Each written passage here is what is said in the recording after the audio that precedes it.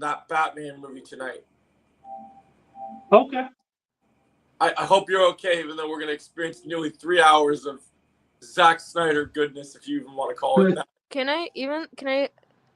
I'm going to say a crazy take. Out of all the Snyder DC movies, this one was, from my memory, it's honestly the favorite. It is I like it more than the other ones. It is a good movie because it's not, even though it's not true to the actual vision of what DC is meant to be, it is pretty decent.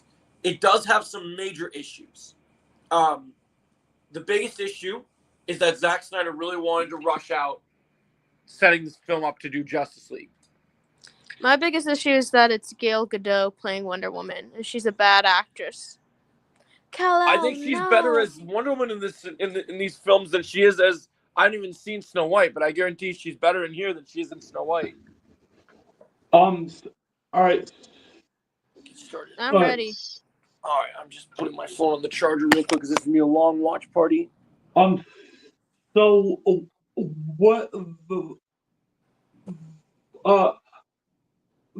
the version of the Ultimate Edition? We're doing the 3-hour cut. Okay. So I understand that take with Gal Gadot. My biggest issues are, even though I know that Zack Snyder wanted so badly to have to do Dark Knight Returns, and they didn't let him, right? Mm-hmm. Like when he wanted to make this movie, I don't know if you've read the comic or seen the animated movie, Kenna, but his vision for this movie was, even though he's got Batman and Superman in this movie, when he made this movie, he focused so heavily on wanting to make an homage to one of people's favorite version and favorite comics of Batman, which is Dark Knight Returns. So, and what Dark Knight Returns is the storyline where Batman is older and has broken his killing rule. And so he likes dark and gritty things so much that he's like, oh, let me do Dark Knight Returns. And they wouldn't let him do a proper adaptation of it. They wanted him to keep his Snyder stuff and keep making money within the Snyderverse. He had to use all the characters. So, which is funny because in that storyline, Superman is also in that storyline, and Superman is kind of an asshole. Because in that storyline, Superman rips off Green Arrow's arm, and then Green Arrow goes and uses his teeth and shoots an arrow through his teeth and takes out Superman with a kryptonite arrow. But in this movie, they didn't bring in Green Arrow, which is a mistake. They should have done that. But it's also way too soon for that storyline, which is part of the reason, because this is the first time in this new universe that they've even introduced Batman. That's why, even though this movie is a Superman movie, it technically starts with a Batman origin, even though we've had Batman origins before. Yeah. Because he's trying to establish Batman, Wonder Woman, and several other Justice League members were coming together for this movie. And the mistake of this movie, I think the biggest fault, even with the Ultimate Cut, is he had so many, it's kind of got some of the issues with some of the MCU movies, where he thought his universe had so much potential that he wanted to get to Justice League so bad that he just is shoehorning everything in.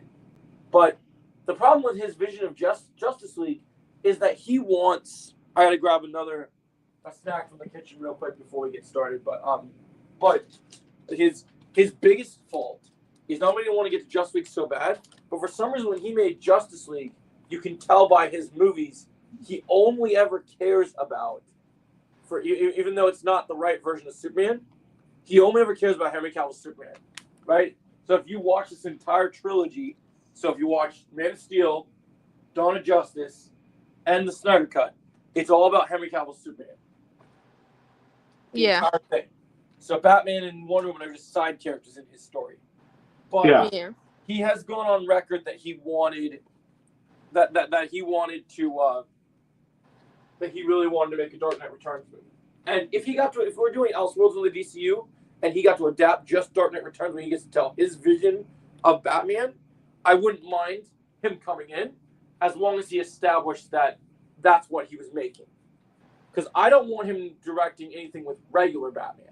But if he gets to adapt Dark Knight Returns, I think he would do justice to the story.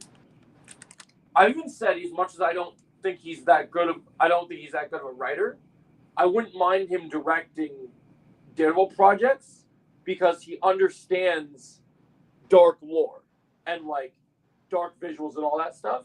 So he could probably, as long as he wasn't, I think he's a good director. I don't think he's a good writer.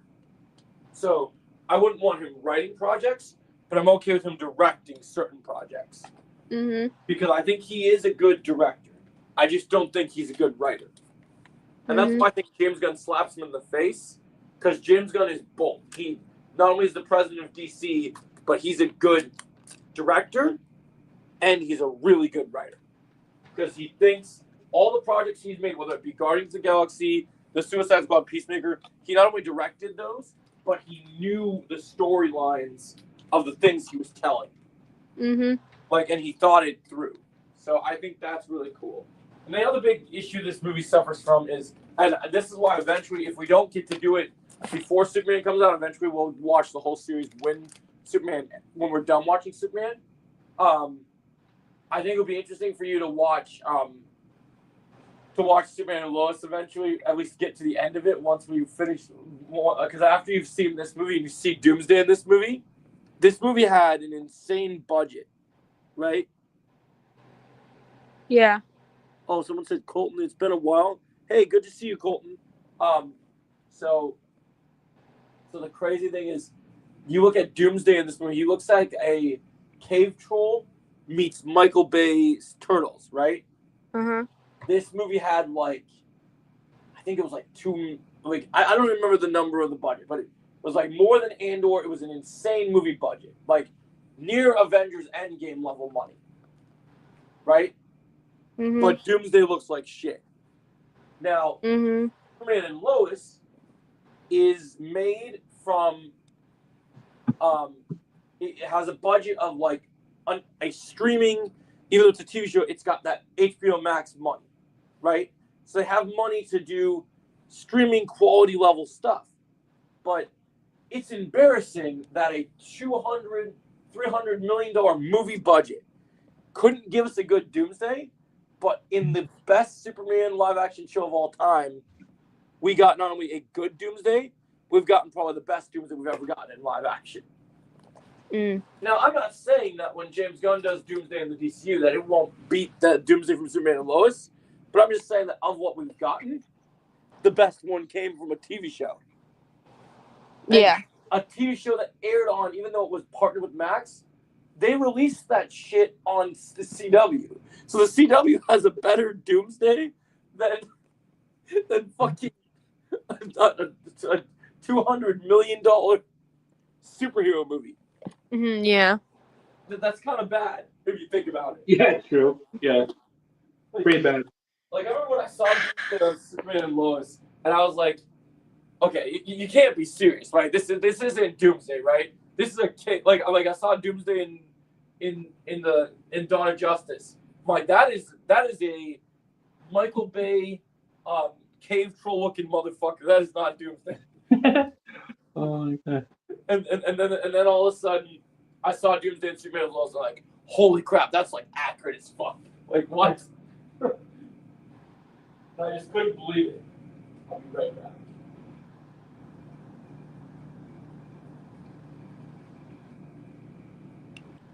La la la la la.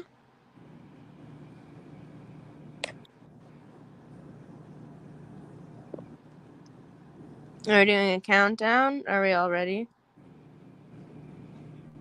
I'm ready. Okay. I'm ready too.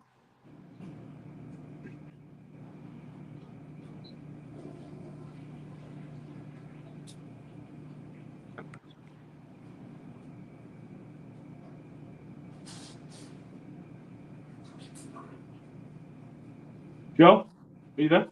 I'm back. We're getting ready to get started. Just a minute. Oh yeah, we're doing the countdown.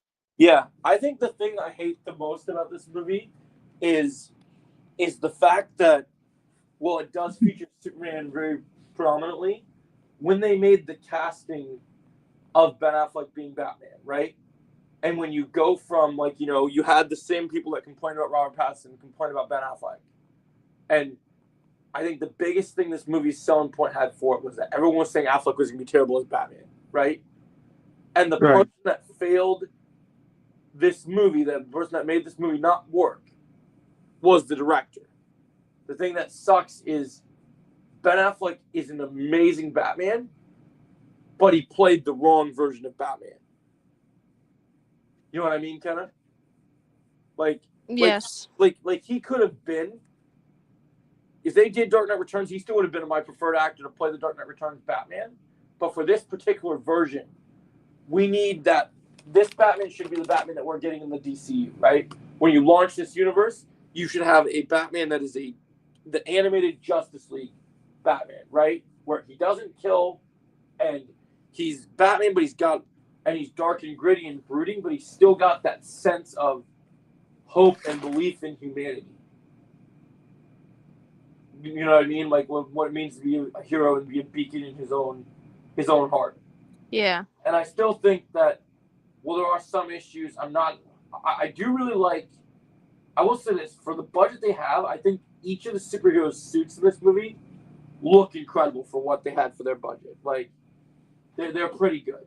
Like, especially Batman's suit being reminiscent of his suit from that time, and just Batman's portrayal in this movie.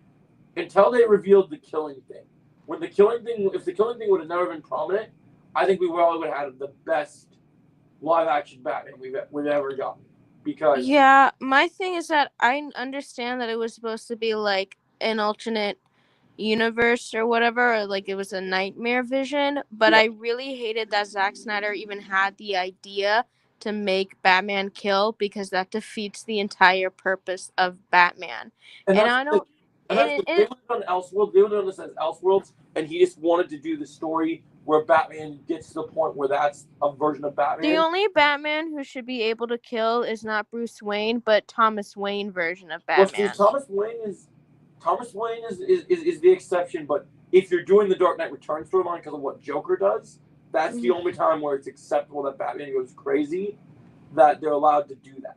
So Yeah. if it's Bruce, you only do Bruce when you get to Dark Knight Returns.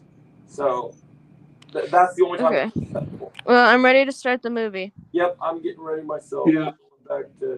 We're getting ready for the countdown. I'm on the HBO Max thing. I'll do a countdown in a minute. I'm just making sure I'm out of Discord for a minute. Because it said I was the only one in the server left. Okay. I'm not in the server anymore. Okay. I'm on the HBO Max. Let me know when you guys are ready. I'm ready. Yep. Ready. 3, 2, 1. I'll eventually take my phone off the charger, but right now it's charging. So I don't have my camera on right now because it looks really weird in the angle of the way that the charger is placed.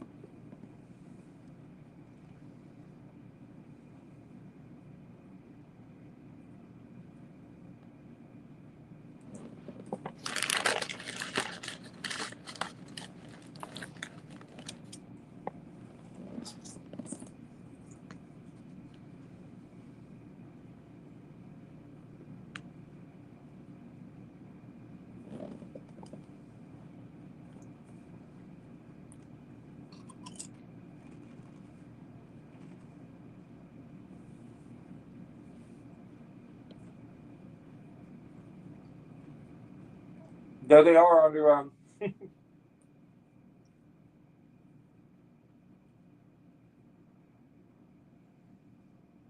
I still want to see Jeffrey Dean Morgan in a Flashpoint movie play Thomas Wayne.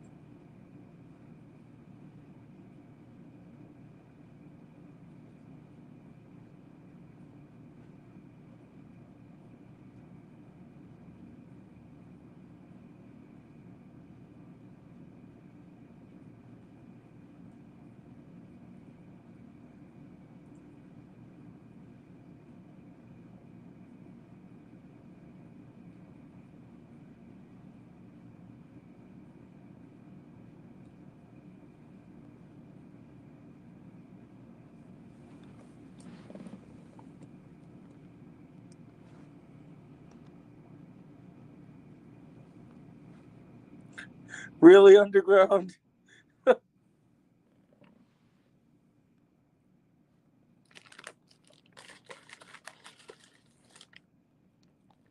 I mean, hey, I mean,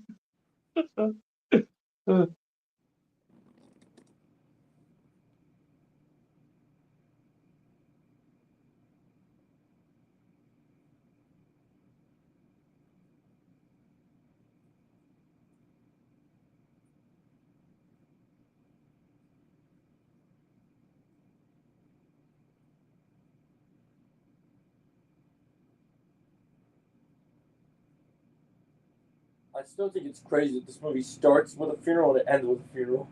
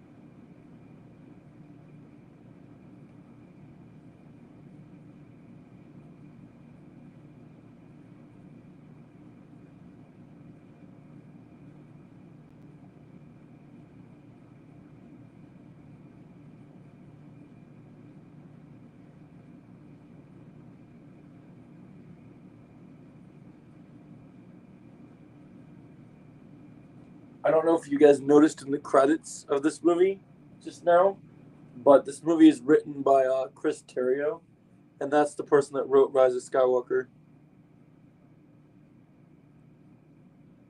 Did you know that, Kenna? No. That's a little fun fact for you, that this movie's written by the guy that wrote Rise of Skywalker.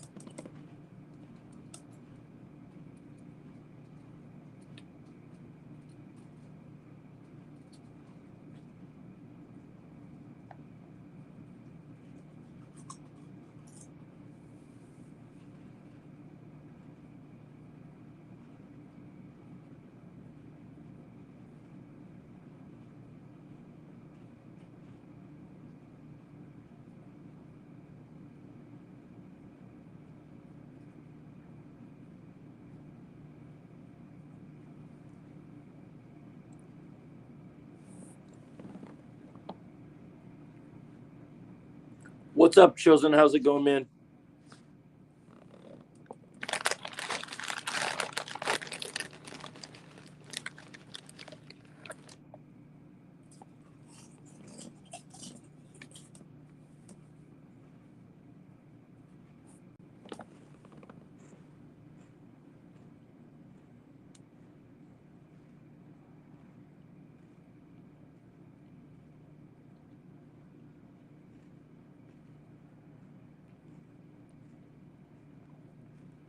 No worries.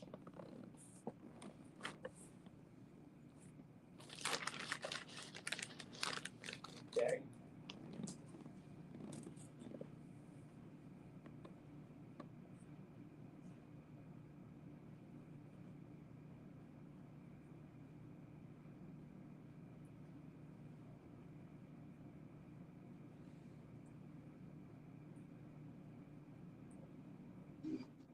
wait, so, wait, so is this, all right, so is this during Superman Returns?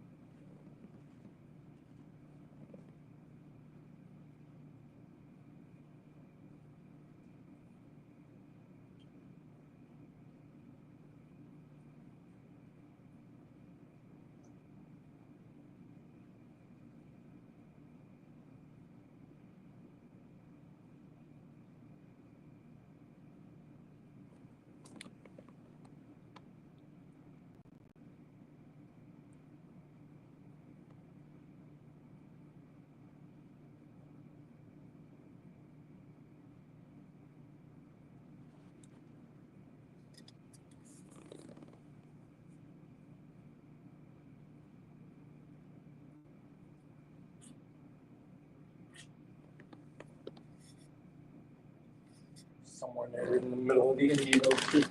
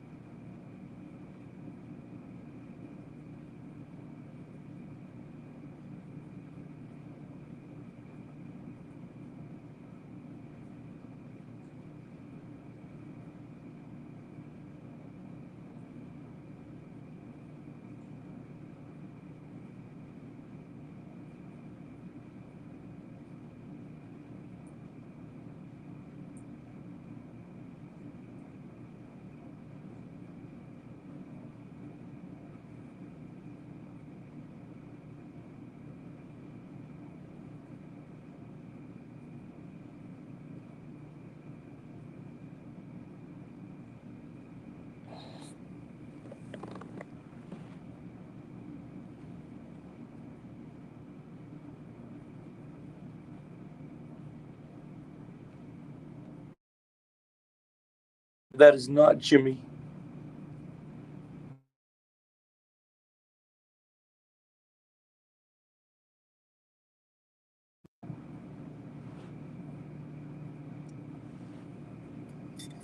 Did you see my message underground?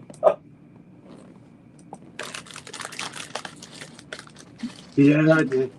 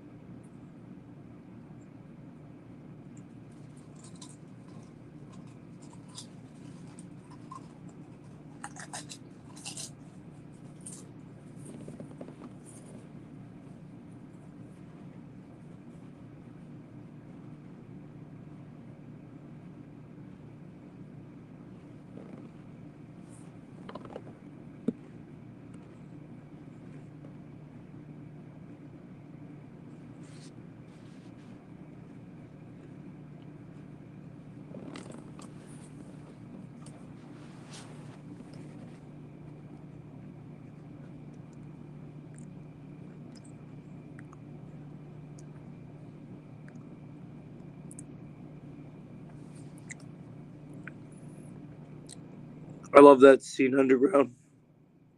Yeah, that scene was badass right there.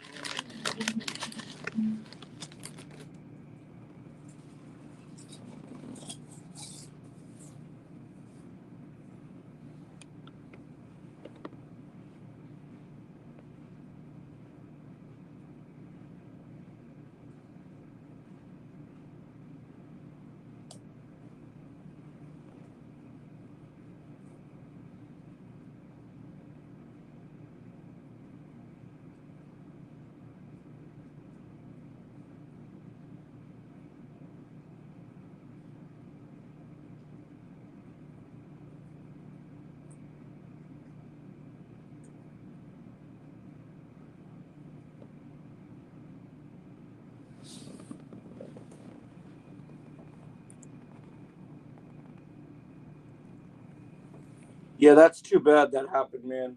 Rest in peace.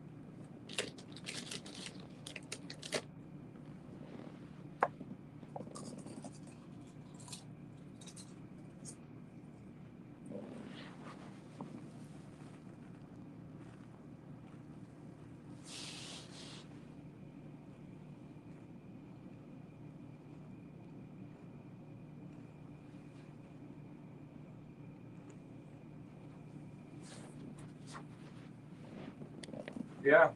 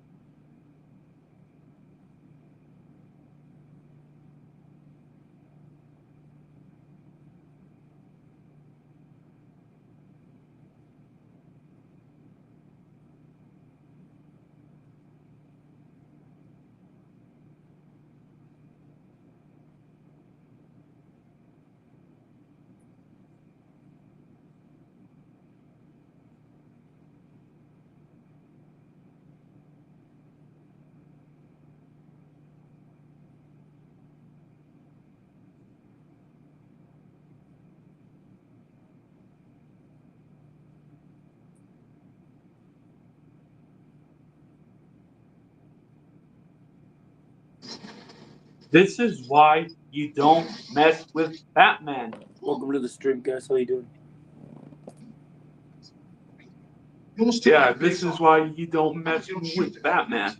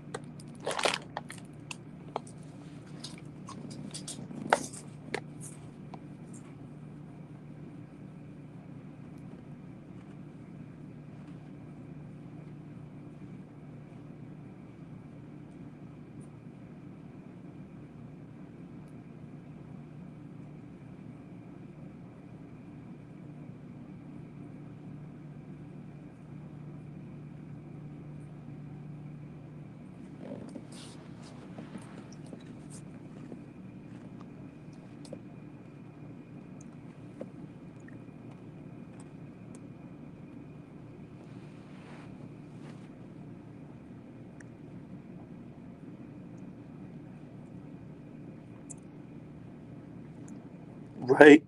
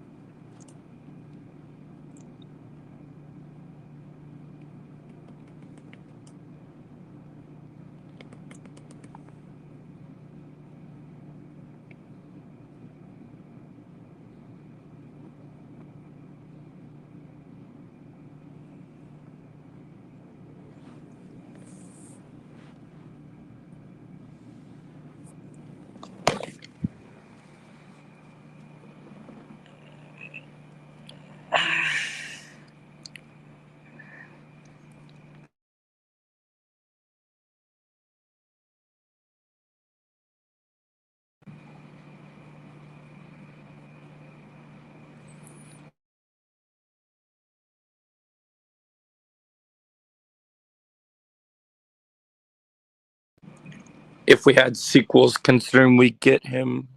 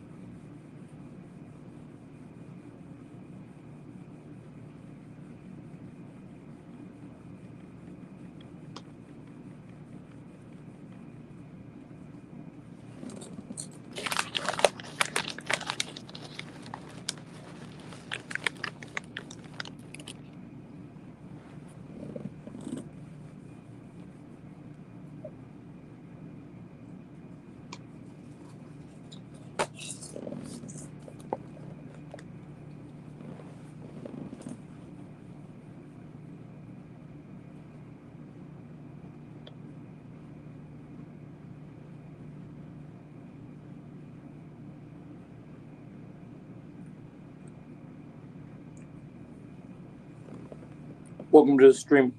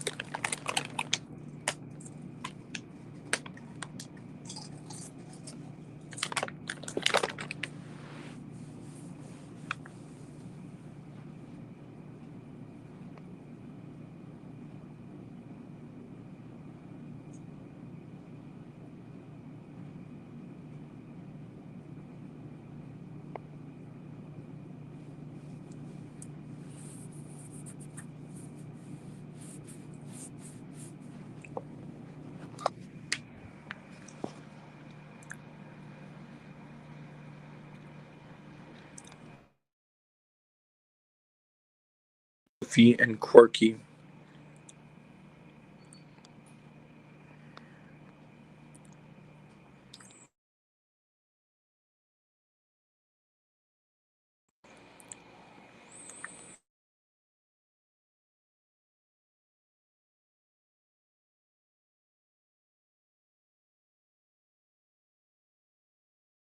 Ker-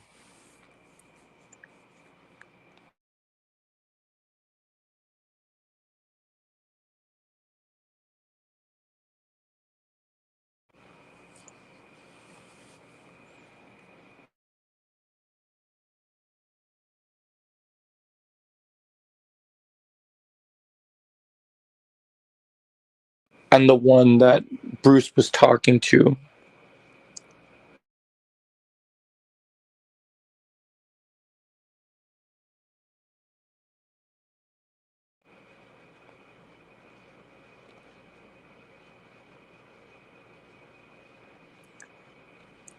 Beast.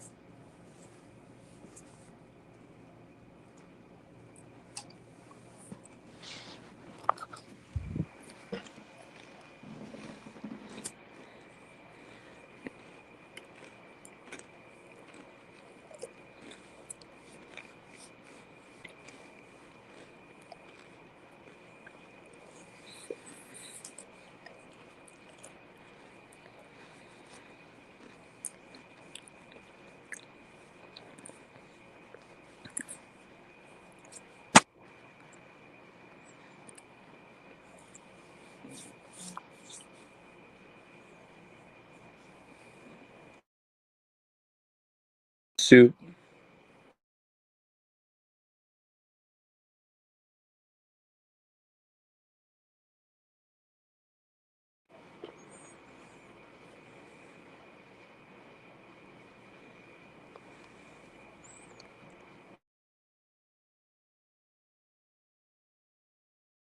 Zack Snyder.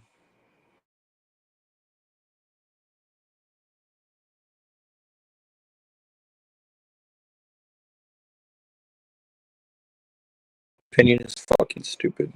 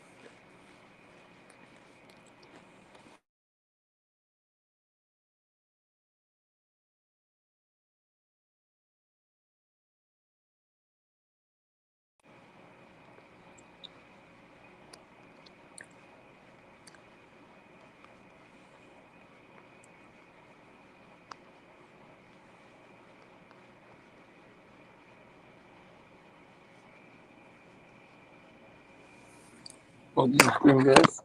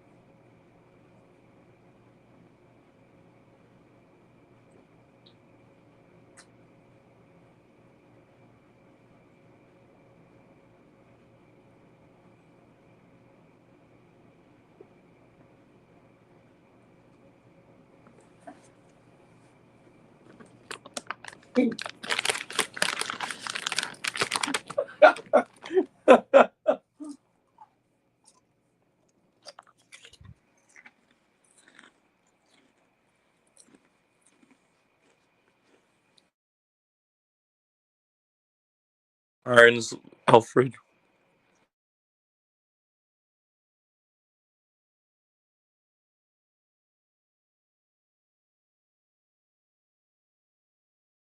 Watch.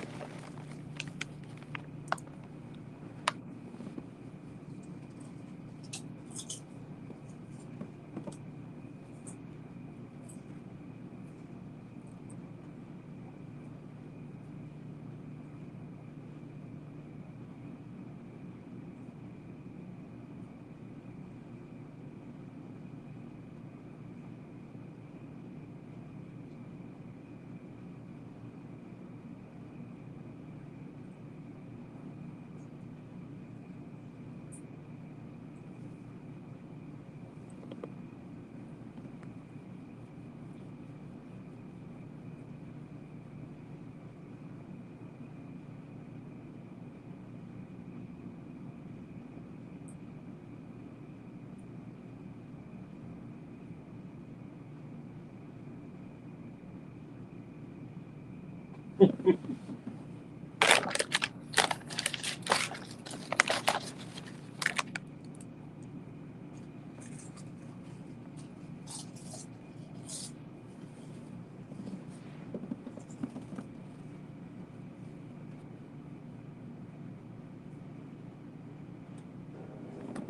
time they shine him.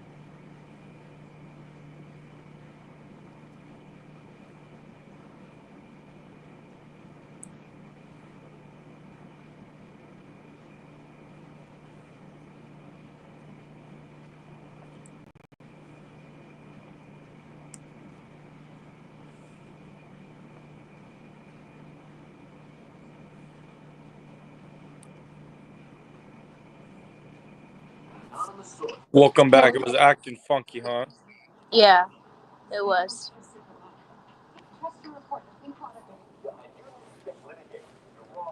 I'm still laughing about fucking Perry White, man. Yeah. They casted like Lawrence Fishburne's always been a great actor, but every time he's on screen in this movie, the dialogue they write for him is just the funniest shit ever. But it's so accurate if you've seen Perry White in the comics or in the animation. You know what's a real big mistake? What? I'm sure James Gunn wanted to have a younger Perry White, but I would have loved to see Ice Cube play Perry White since he never got to play J. Jonah Jameson. Oh yeah, that would have been good. It just would have been hilarious because Perry White's like the DC version of J. Jonah Jameson. Just to hear Perry White go, what can't motherfucker? Where that motherfucker at? Like it would have been funny because I still love the scene in this movie when he's talking to they're doing the meeting and he's all like super sarcastic with Lois and he's like ooh, crime wave in Gotham. In other news, water, wet. And then like Yeah. he keeps talking to his assistant and he's like, Kent, I need to talk to you. And then he goes, where does he go? Jenny, where does he go? Yeah. Like, I feel bad for Jenny in that office. Like, to have that job would, it's already bad enough to have Perry White as your boss, but she just like gets asked these strange questions from him. Yeah, one of the things I've noticed I still don't like about this movie is I don't understand why they had to do a voice changer for Ben Affleck's I Batman. was just gonna bring that up. How I don't like that. Yeah, I don't like But it either. oh, see that girl, that woman. I don't know if we're at the same part, but did you see my comment where that's the girl who played like Anne from Sinners? I did see that comment. Now I'm at the part where Lex is looking at the mineral because I'm a little lost it. ahead. I'm a little ahead. Oh, she just. Oh, no way! I don't remember that happening. Oh my god, that was evil. That's all I got. Oh, are you at the part with the Granny Peach tea? No. She got pushed into the train. Oh yeah. Evil. I love the speech between Clark and Martha. Here, this is so good.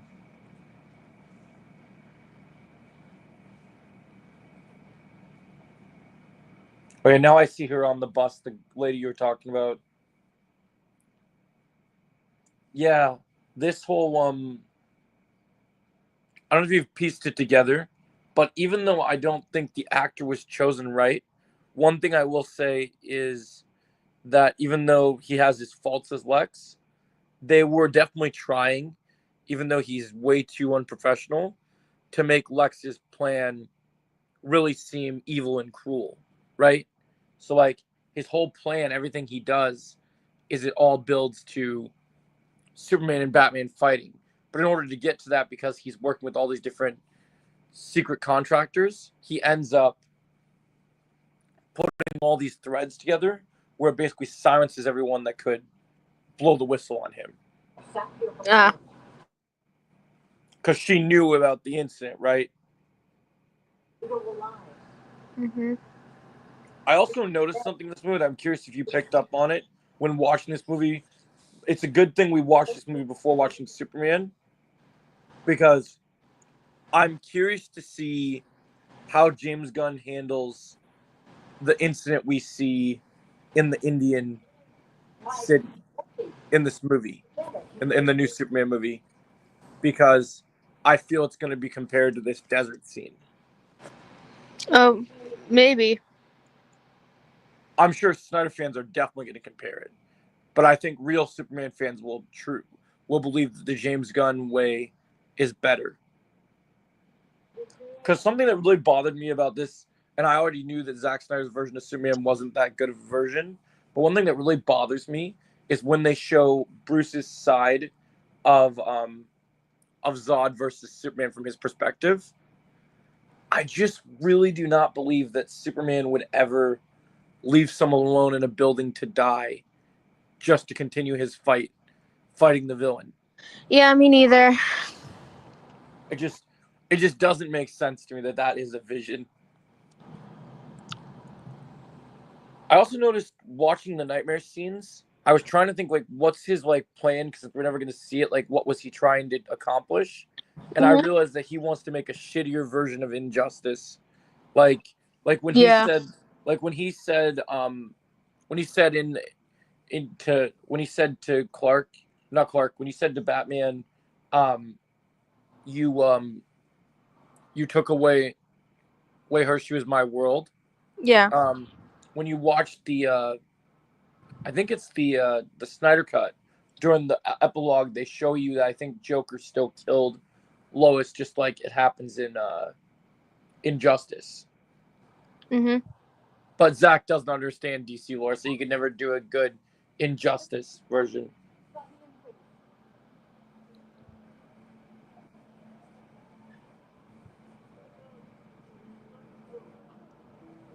Now, something that's really confusing me about this movie is, the general in this movie talking to Lois, right? Yeah. According to the Snyder cut, and this is before that movie, but Zack Snyder doesn't explain if the entire time that he's been on Earth, that Lois is talking to Martian Manhunter. Oh. Because in the Snyder cut, Martian Manhunter takes the form of the general Yeah, that's right. and of Martha. So, but I always thought that the general was always Martian Manhunter the moment he came to Earth, and that's just the form he chose to take. Yeah. But Zach doesn't make that clear. No.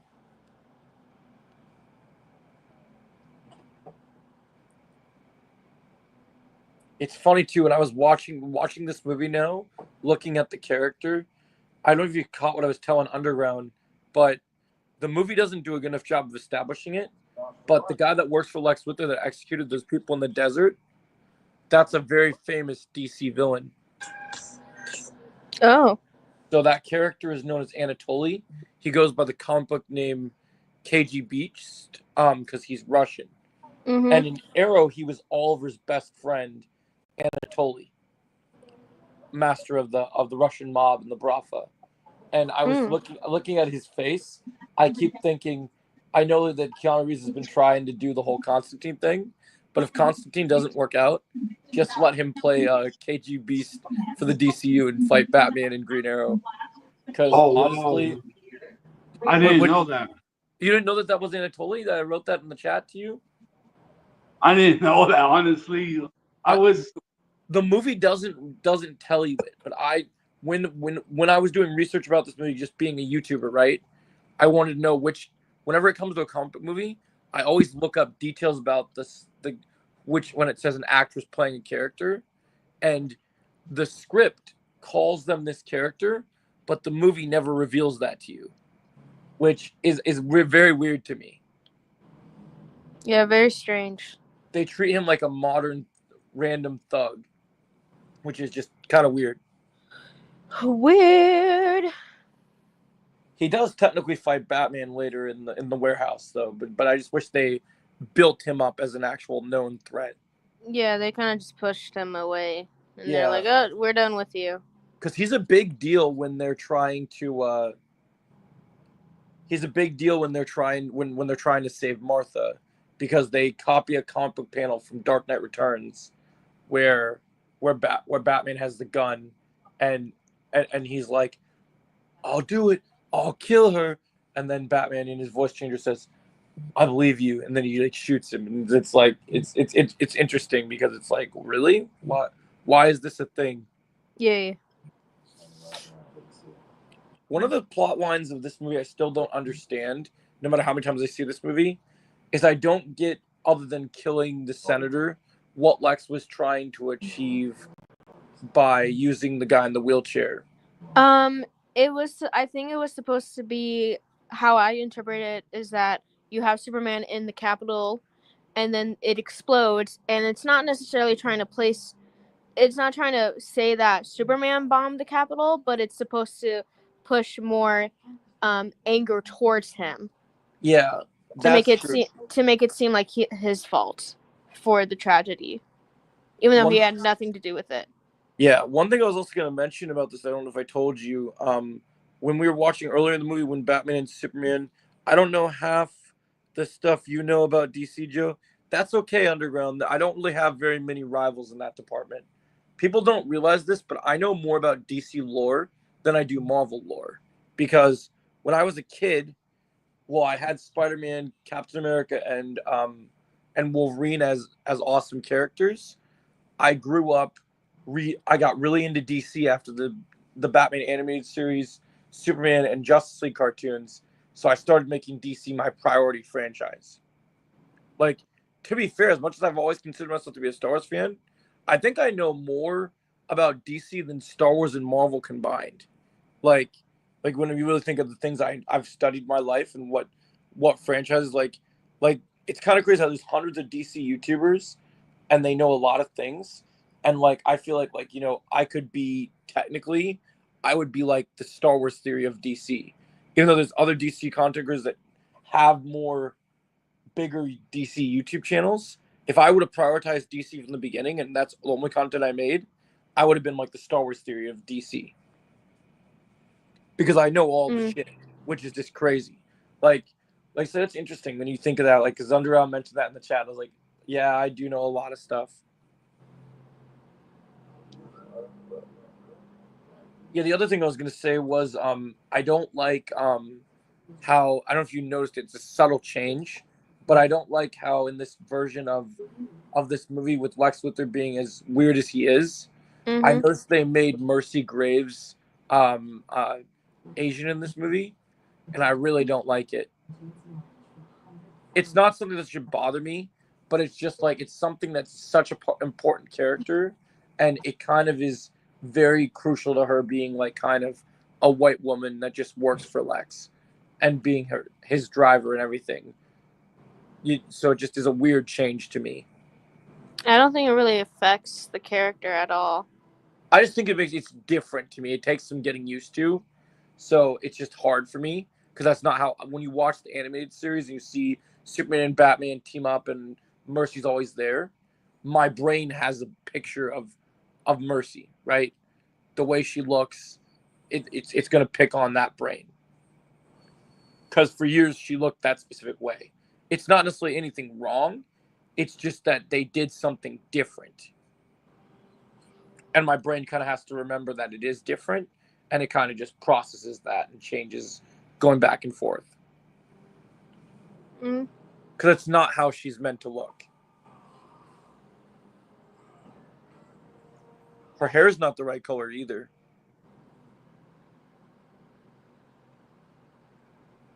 I'm not an expert on that specific character, so I don't have anything really to say Right. about her. So I'll send you some. I'll send you some stuff so you can see. and also she hardly plays any in this movie. Hardly plays any importance to the actual plot. That I feel like again, it's not that. And that's another thing that Zack Snyder misunderstood. Mercy's a huge, crucial thing. Like if you treat like Lex Luthor like Corella, right? Mm-hmm. That's like his number one, like Jasper and what's his other friend, like Jasper and the other one, Horace, right? Mm-hmm. It's supposed to be Mercy and Otis. Mm. And to be fair, the Superman marking haven't given away whether Lex is going to have his main henchman because he's using the engineer. I have the theory that James Gunn is using two characters and that the engineer is actually secretly going to be Mercy, but we'll see on Tuesday if that ends up being true or not, or if he has another secret actress that he didn't tell us that's in the movie. Mm. Because I can't see people knowing Superman lore and not including Mercy because she's too important to Lex. Yeah. I know he has Miss Texmacher in there, but he needs Mercy. You got to have both. I wanted to bring it up. I don't know if we talked about it earlier. I love the conversation between Alfred and Batman about Alfred finding out that Bruce has been lying to him. Oh yeah. That has to be some of the best Ben Affleck acting I've seen as Bruce Wayne or Batman ever. Like the way he looks into his eyes and says the things he does, like when he says that son of a bitch brought the war to us, is just so good. Mm-hmm. And I love the line he says where he says, if there's even a one chance that we think he's our enemy, we need to take it as absolute certainty. Oh no, we're at the scene with the we're in the scene with the Granny Peach tea. It has been decreed by the Council of Krypton that none will ever again leave life to a form so hateful to solid memory. The desecration of the humanity. And where is the Council of Krypton? Destroy itself. And proceed. Oh, this is the thing you were talking about where she gets pushed into the train. Mm-hmm. You notice how the connection, like the movie tries to make you think that this person is important, but then they never say that. They only show it in their action. Like at least in the Ultimate Cut, because I don't think there's as much scenes of him in the 2-hour cut, right? But I'm noticing that Lex Luthor, I wonder if Zack Snyder was trying to do something different because they're kind of treating Anatoly kind of like his Otis. Because Anatoly in here is almost every time Lex Luthor tries to do something big and like make his plan, you notice that this guy is here everywhere. Like he's in the desert. He's here during almost all the big moments I've noticed. He was stalking Lois during that one scene. Oh yeah. He killed Jimmy. Like it just seems like he's like the connected tissue to everything. Yeah. I just wish the movie would do a better job of telling that, like, why it has to be that specific person. Yeah.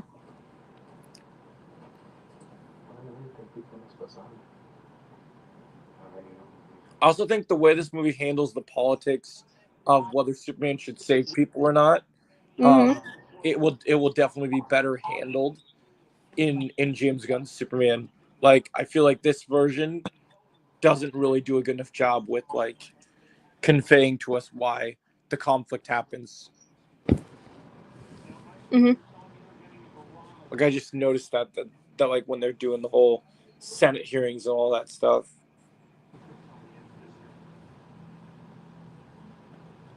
I also noticed something that's kind of weird. I don't know if you picked up on it. Henry Cavill's Superman has a certain hairstyle in the first movie, and in this movie, his hairstyle, even when he's evil Superman, is the same as when he's good Superman. Oh yeah. It's kind of weird. Like I don't know why.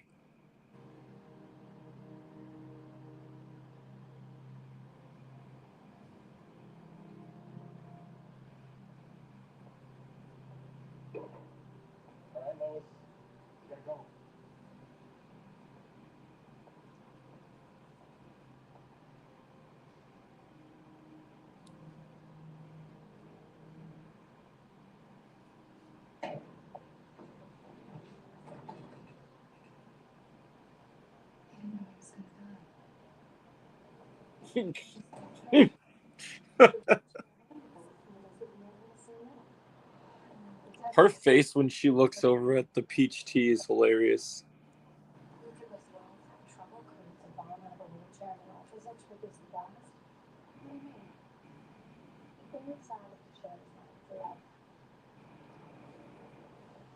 That's one thing I noticed. Even though Lex Luthor acts like the Riddler, I do kind of like how he kind of sets up what he wants to do, and he commits to everything that he says he's going to do.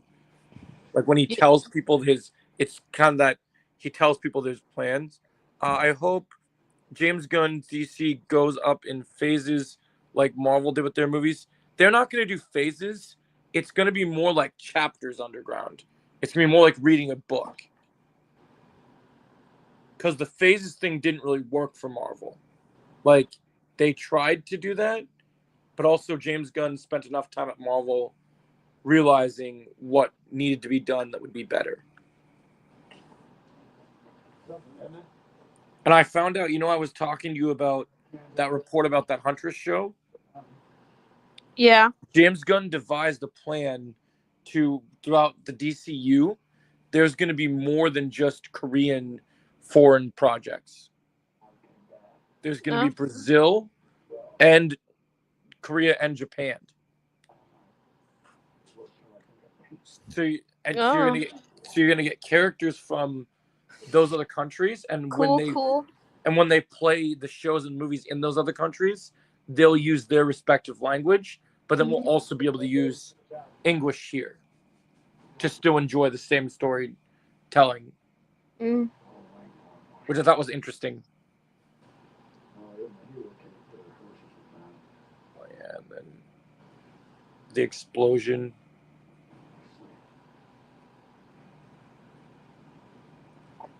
I just don't get how like Henry Cavill is such a good actor, but why wouldn't you have Superman show any emotion during these things happening?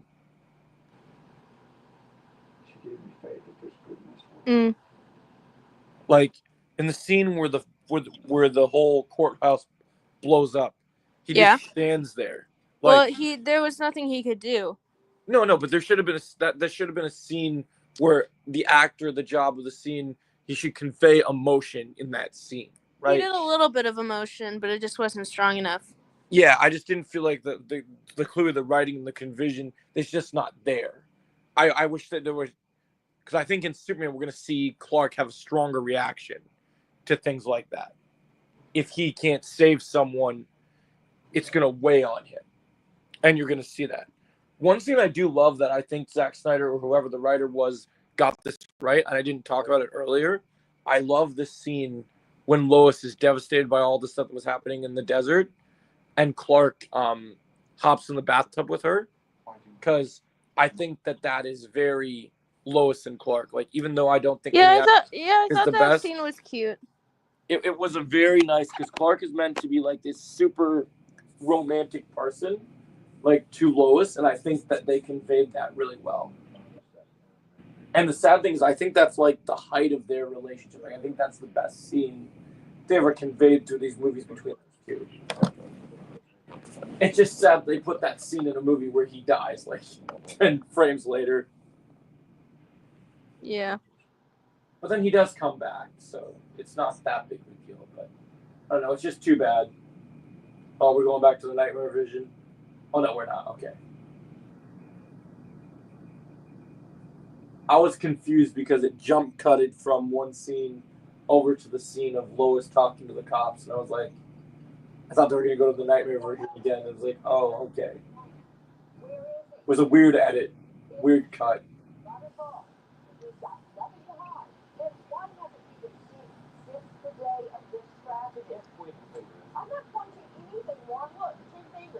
See, this is a scene that should have. This now you can tell. I guess Zack Snyder did one thing with this ultimate cut. This scene of him taking the victims from the White House and putting them on the gurney. That's a very powerful Superman scene. Like, I think that's pretty nice that they put that in there. Yeah. Because Zack Snyder has always conveyed Superman as this like godlike figure, so it's nice that he at least put a little saving people in there. So he does understand slightly. Not nearly as much to the degree that James Gunn does, but he definitely understands some things. Mhm.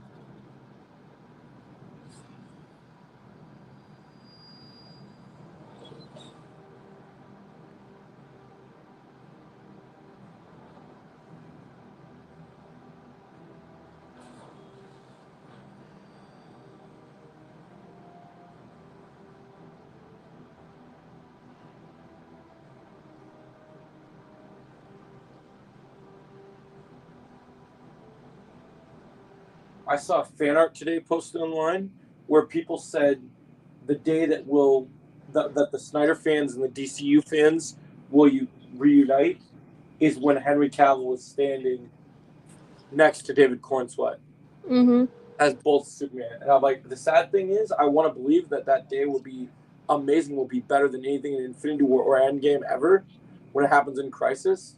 But the sad thing is, I don't think the Snyder fans will accept that moment. They'll probably make fun of it, just like they did with Momoa becoming Lobo.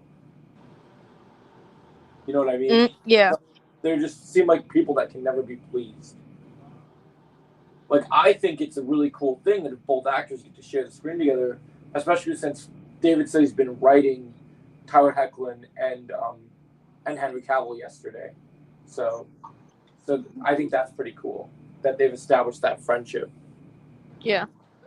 Too bad Christopher Reeves died when he did, because, man, it would have been cool to see, even if Christopher Reeves wasn't playing Superman anymore, imagine being Christopher Reeves watching someone else that is basically carrying your legacy and your torch. Yeah. If he actually got to see Brandon Routh play Superman and then got to see Henry Cavill and see the rest of the legacy, that would have been pretty cool. Yeah. Alfred Scott stuff.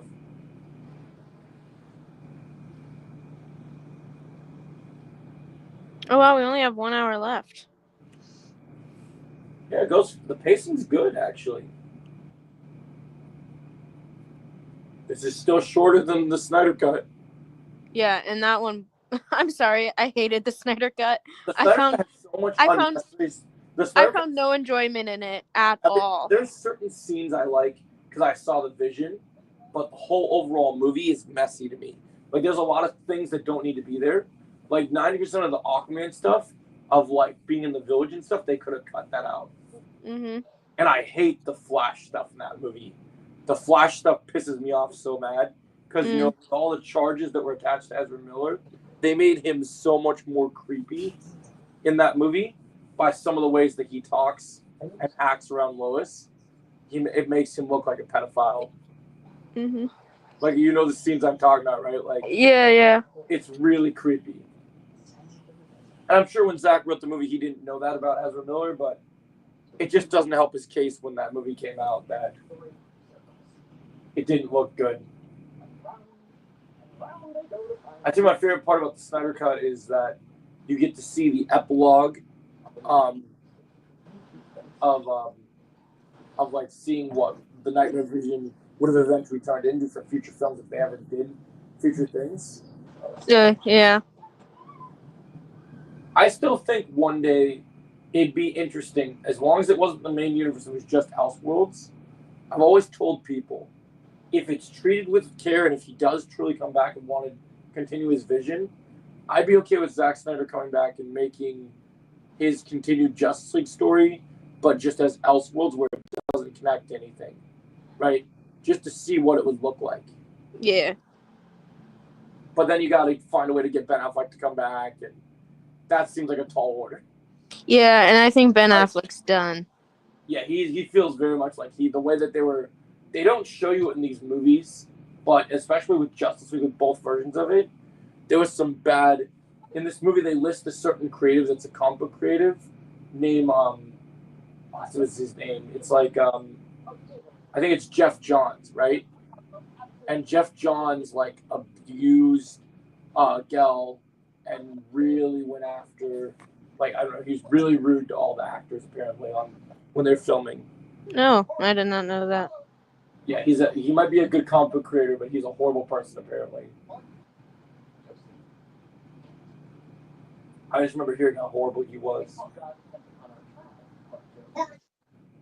Yeah, they never should have casted him as Lex. Just saying. Yeah, Eisenberg. Well, the thing that I think is so stupid is I know that I never understood the logic of, like, if it was. My thing is that I think he has the look. He has the look to be Lex Luthor, but the way that they write his personality is just not accurate. Yeah, no, I think there is a way that, like, even when you see in the later movies, when he looks more like Lex. Like, I'm still kind of bitter that they took from us that we could have actually gotten the Legion of Doom, because that got me hyped. Like, when you watch Zack Snyder's Justice League, and even in the Justice League cut, right? That end credit scene of Justice League got me more hyped than any other Marvel end credit scene ever. Like, the movie wasn't good, but that ending for the future got me amped, because you just see the boat and you see Deathstroke walk on the ship, and you just see all of them there, and then Lex is like, maybe we should have a league of our own, and like the promise of that was good, even though the Lex Luthor wasn't good, his personality wasn't good, but all the other villains they were setting up were awesome.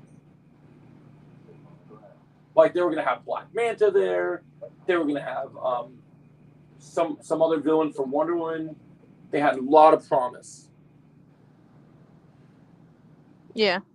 And the good news is they can now do that in the DCU, but better. It'll be a more fledged, proper setup, Legion of Doom.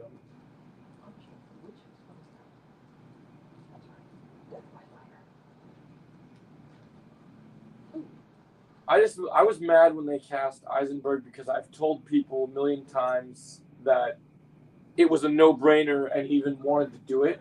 They should have just cast Bryan Cranston as Lex Luthor for this movie, because he would have done great. Or even though he doesn't appear in this movie and they cast J.K. Simmons later, they could have had Bryan Cranston play Gordon instead of J.K. Simmons. Like, I like J.K. Simmons, but he was better as J. Jonah Jameson than he was as movies when he came in with that next two movies.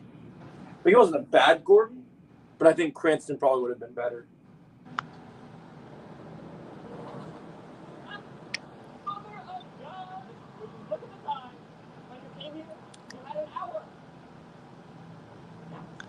Another problem with Jesse's version of Lex is that he doesn't match when he's in the same space as Henry Cavill's Superman. Like they don't really go together, unlike Nicholas Hoult and David Cornsweet. I will say this: I do like the scene when I don't know if you've gotten it to it yet, but when Martha gets captured for the first time, when they let him be really threatening, I like the scene, even though it comes off very. You know what character he should have played if DC did better? You know who he reminds me of that he would have been great for? And if he's still up for it, they should bring him back in this role. Since we got freaking Jason Momoa getting to play Lobo, right? And that's his dream character. I think in the Batman mythos, he would have played an amazing Mad Hatter. Oh yeah, that would have been great. There's a scene later in the movie where he makes a reference to it. I was like, why didn't you just play that character? That would have been great.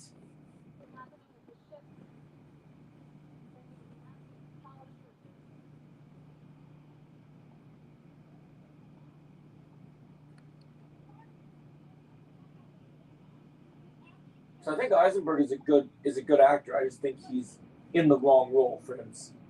Yeah, I get you. I think he could play a totally other better character. He's just not right for Lex Luthor.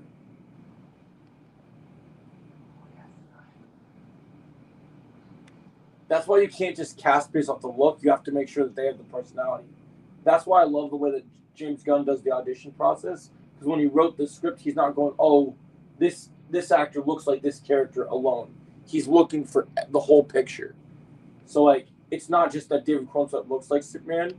It's how he talked about being Superman. It's how Nicholas Hoult talked about being Lex. Like, those things all factor in. It's the personality, I think, that wins them over.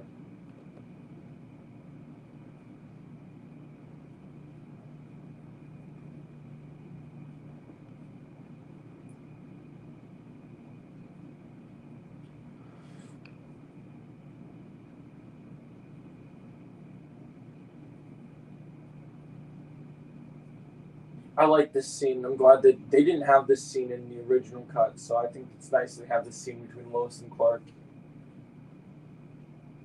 where she inspires him.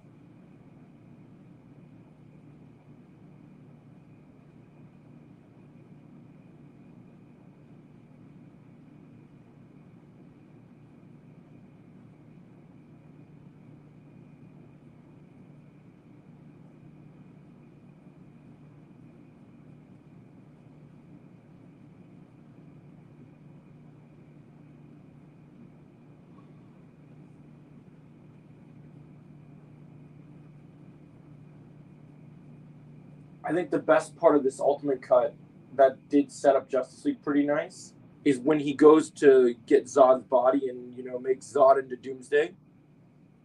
He actually gets to see Steppenwolf in this movie,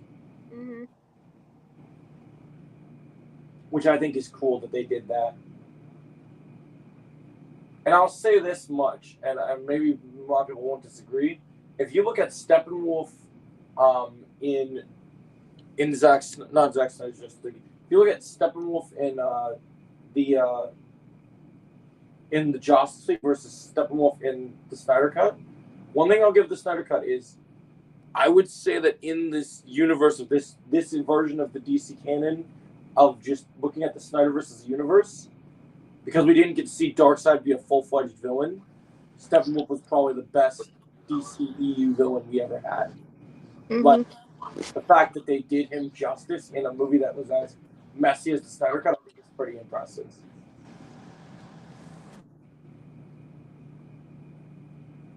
Seems pretty cool.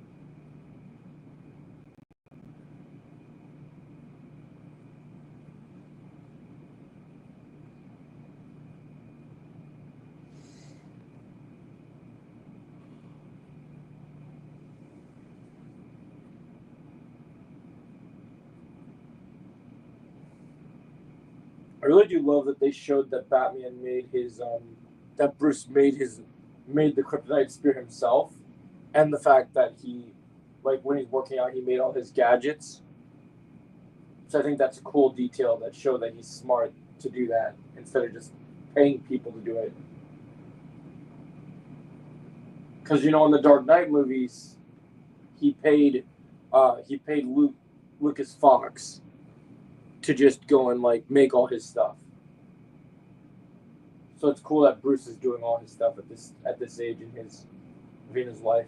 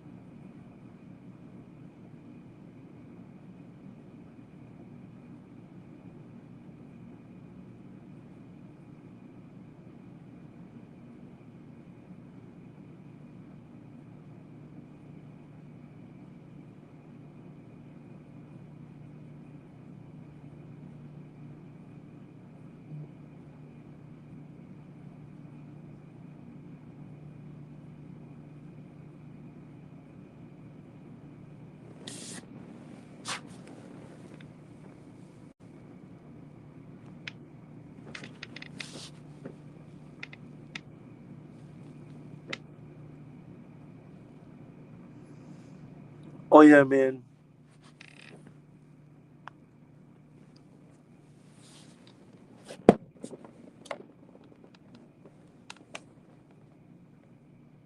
This fight scene literally looks like it's from a video game.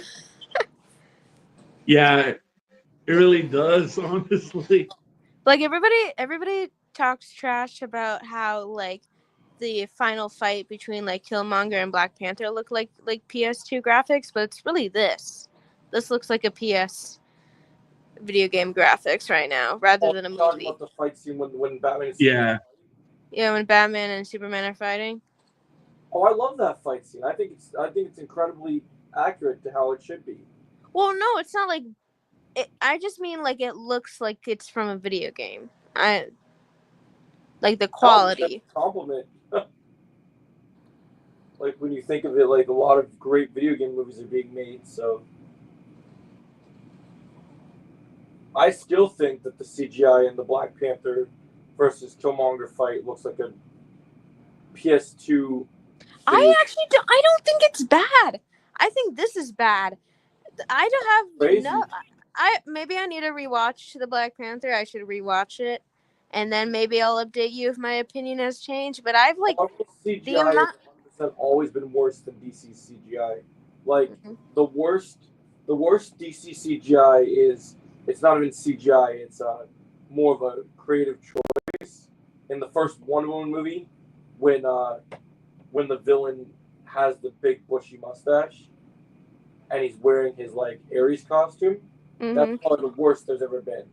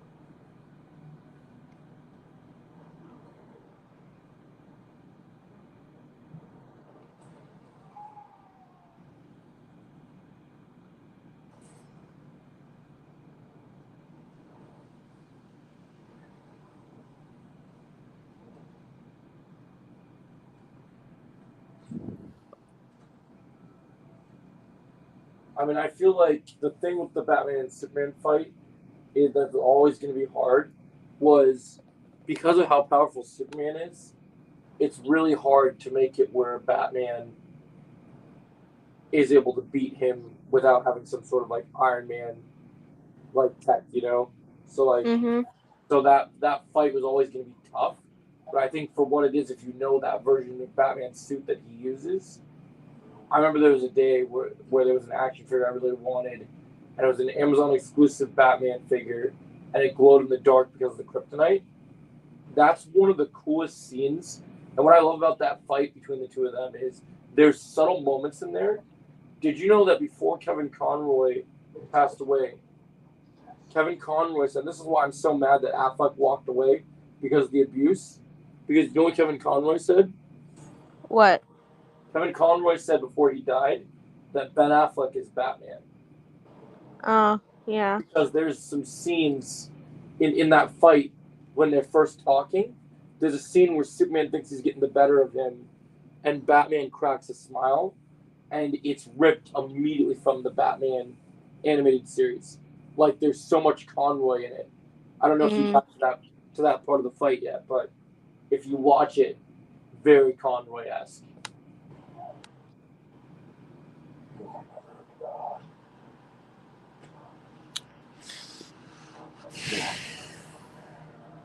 And it makes me mad because while the Flash movie isn't great, I feel the Flash movie, because it wasn't directed by Zack Snyder, we finally in those. I think he's only in that movie for 10 minutes, but those 10 minutes of Ben Affleck's Batman in that movie is everything Batman should have been like. Throughout the entire movie series. Entire universe. That 10 minutes was the best 10 minutes of Ben Affleck's probably career as Batman, and he even said that in the interview for that movie, like he was happy to hang it up because he finally Got to the Martha scene. I have to save Martha, and then that's it. That's the sad thing. If we didn't have that scene, that part of the movie would be perfect. Just that scene ruins it. That's not how Superman and Batman are supposed to team up. There would have been a smarter way to appeal to Batman, showing to Superman that he's got humanity. Mm-hmm. It should have been enough that Superman had Lois there. Like I feel like if Bruce saw Lois in the middle of the rage and the conflict, he should have been able to know that if a human could love someone like an alien like that, that would mean that he is not as bad as he seems.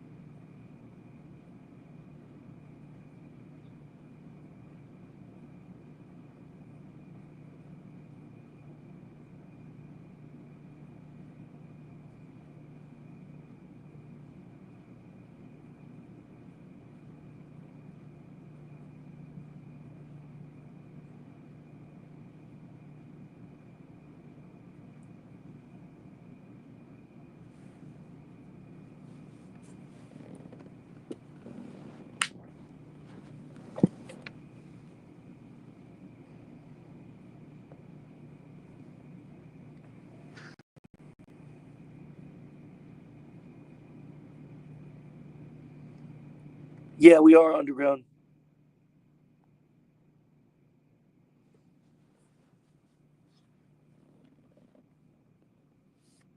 Because I've wanted to watch that movie since it was announced.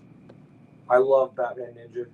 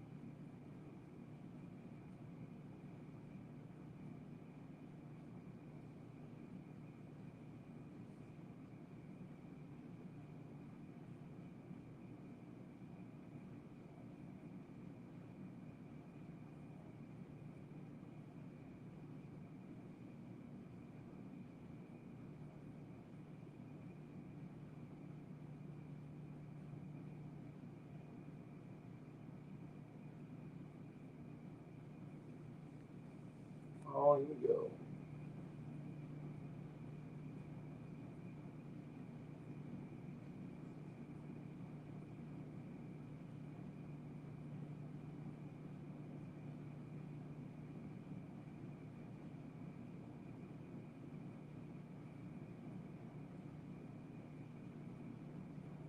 Once again, Tully's now the janitor.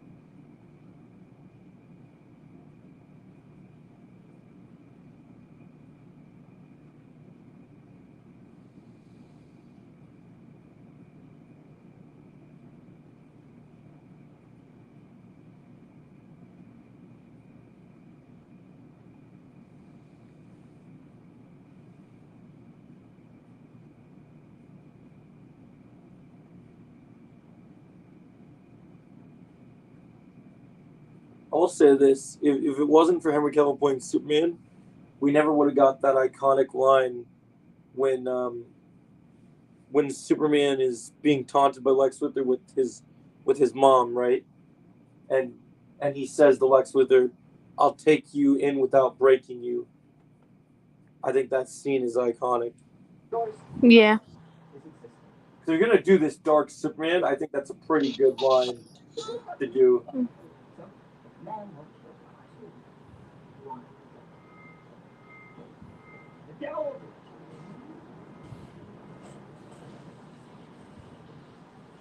You know what I also noticed about this movie? I don't know if you saw James Gunn's interview. Did you see James Gunn when he slammed the Snyder Universe by saying he went directly after this Lex Luthor when he said that my Lex Luthor has his last name on his company because one, it's comic book accurate, and two, it shows a level of professionalism. Oh. Because you notice how in this movie it's LexCorp, Mhm. but with DCU it's Luthor Corp. Oh. I think that's interesting.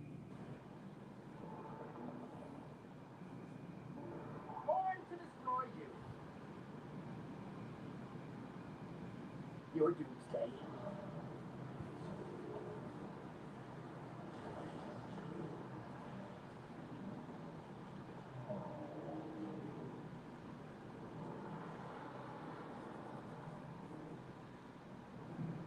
I will say this one thing I do love about this movie, and I don't think I would say the same thing for Man of Steel or any of the other movies.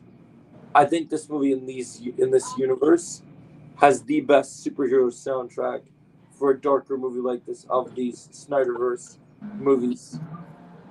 Like the Hans Zimmer, certain characters in this movie when they appear, the way that they put their themes over each character is amazing. Like, even though I don't like this Lex, I like his theme in this movie. Yeah, the music's good. And then, of course, I always love Wonder Woman's theme. And then Batman's theme in this movie is great. I am glad that we're finally getting a Superman going back to the John Williams theme, because I don't Yeah. much for the Superman theme in this movie. Mhm.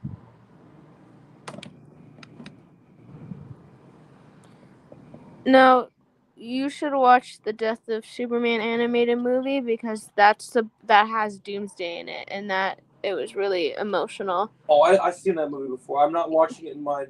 I see. You I'm already not seen it watching my before? rewatch because we're not going to get Doomsday for a very long time. Yeah.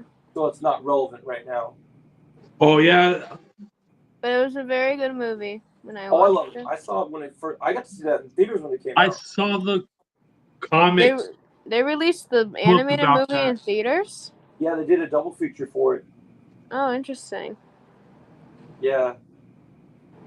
So it was a big event. Mm. Because the mistake they made with this movie when they did their version of a poor version of Death of Superman is that they did it when the Justice League was forming. Yeah. When The they whole do it point in of that, what made Death of Superman emotionally impactful was that it was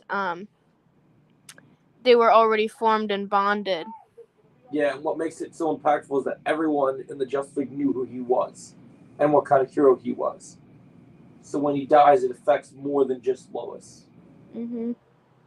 They try really hard in this movie to make Wonder Woman and Batman feel bad about it, but they knew him for like 5 minutes. Yeah, So there's it like just no. doesn't feel right. And in the animated universe, there were exes in the Death of Superman, but Wonder Woman and Superman used to date before Yeah. that. So that's also I'm lacking. really hoping, because we have such a really good Lois Lane, Mm-hmm. and I know that we're going to get a good Catwoman in the DCU, but Mhm. since we're getting Catwoman in the Batman Elseworlds universe, I really want the new Wonder Woman and Batman to be together like the Justice League cartoon. Because Oh yeah, probably. because I think we already seen that Catwoman stuff. We saw it in the Dark Knight movies, and then we saw it In Matt Reeves. yeah. So if we're going to continue to get Matt Reeves movies, they're going to continue to do that storyline. I'm fine with Catwoman existing as a character in the DCU, but I don't want her romantic with Batman, because I think that it's much cooler to have her with him with Wonder Woman. Mm-hmm. I just think that pairing has always been interesting. And this movie, even though they never do it in the DCU, they do try to hint at it a couple times. Oh yeah, they definitely do. And I think it's nice. I think if you gave it to the right person to do it, they could do it better, though. Like, I think James Gunn will make it closer to how it was in the Justice League animated series. Mm-hmm.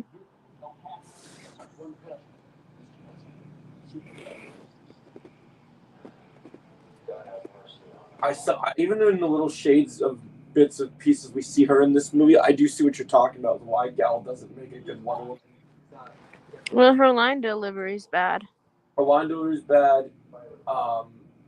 She's also not muscular enough. Even though she And did can I work say out, something that I want James Gunn to do for Wonder Woman's costume? I don't think she should have the skirt. I want her to be in like the high boots and like kind of the swimsuit look.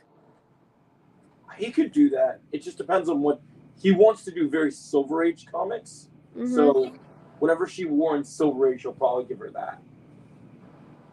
So whenever she first appeared, where I think this one, I don't remember what it's inspired by. Well, all the Wonder Woman, I'm pretty sure in the silver. I mean, Wonder Woman's, besides sometimes she gets a skirt, it has mostly been like a one-piece kind of swimsuit look Yeah. I don't know since what her they did. original, since like I the like this 50s. look too. I don't know why they didn't do that for this one.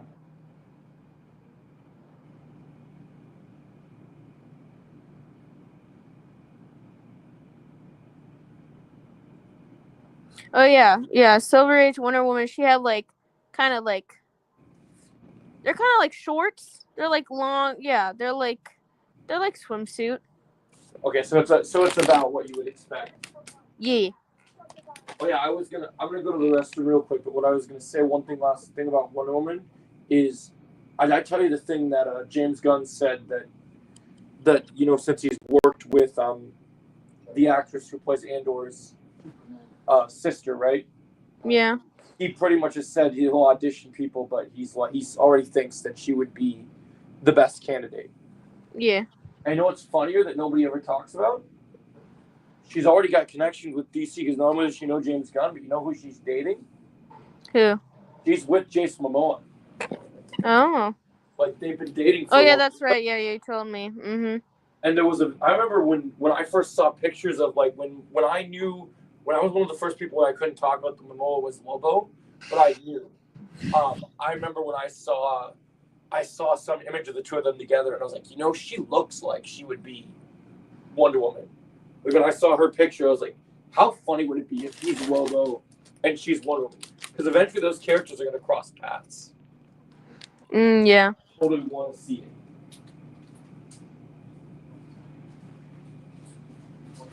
And I've seen other fan castings for Wonder Woman that I like, but I think that I have to watch more of Andor to really see it more. But I think, unlike Gal, she could not only get the physique, because I know Underground is a super big Gal simp because he loves Fast and the Furious and the character she plays in there. But to me, my issue with it is, I think like you said, the line delivery sucks. The thing for me that takes it away is, even though they really tried to get her to work out, she just doesn't scream Amazonian to me. Yeah, I said that earlier. She's not buff enough. Yeah, like it's just crazy to me.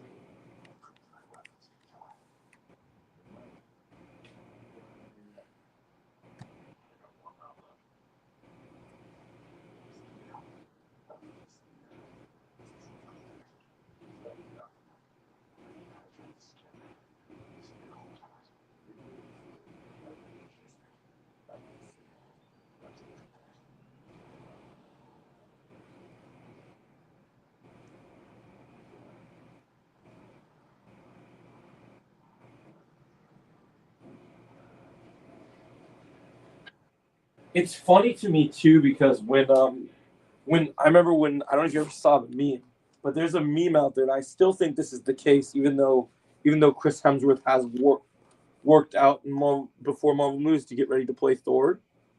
There was a meme at one point where it showed all the Marvel actors, and it just showed them reading comics, right? Mm-hmm. And then it shows the DC actors in the DC in the Snyder universe, and it would just show them working out 24/7. Ah. And I'm just like, if they worked out 24/7, how does Gal not look like she's a tank? Mm-hmm. Like, it just didn't make sense to me, because like you saw that workout routine that Ben Affleck did as Batman, right, in this movie earlier. Mm-hmm. Well, I think also maybe the problem is that either Gal Gadot herself or the people in charge, like Zack Snyder or other people, they didn't want her to be too muscular, because then they're like, oh no, you're not going to be attractive anymore, you know? I hate that that's a thing, that people too strong, they don't find them attractive. You know who would have been a really, you know who would have been a really good Wonder Woman that I would have been interested about because of how jacked she is? What? I like the girl, not Andor, but I think it was in Mandalorian season 3, right? Mm-hmm. There was a girl that was Moff Gideon's assistant, and she was really jacked and had a really good personality. But I don't know if she has had long hair before. But I know she had the look, and it's too bad that all this nonsense. I don't know if she could have done the acting part. But you know who would have looked really amazing as Wonder Woman? The girl that has the lawsuit against Disney that was in The Mandalorian. Oh, what's her name? Oh yeah, she would have been good. But I don't think she could have done the acting part. But I think just in terms of like the perfect Wonder Woman body, she would have definitely had that part. I guess so, yeah. I feel like she would have had the look, but I don't think she would have had the acting. Yeah, she doesn't, or like the voice. Yeah, which is why I think, because I've seen some clips of the actress who's an Andor's sister, and she has like, I'd have to see her work out more, but she definitely has the acting capability. Because that's one thing I'll say about Andor that nobody ever gives Andor credit for, because of the hatred they have for the show's existence. The acting in Andor is freaking phenomenal. Like, you've watched some episodes of season 1 now, right? Yeah, it's good. Have you been blown away by how good the acting is in there for a Star Wars project? Yeah, I thought the acting was very good, especially because the lines aren't cheesy. No, of course not, because it's a serious show. Mm-hmm.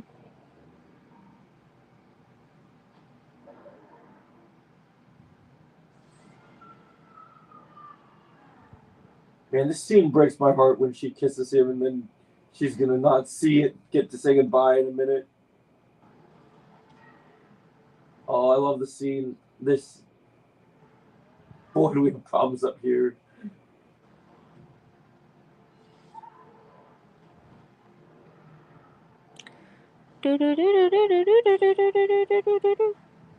Wonder Woman theme. Mm-hmm.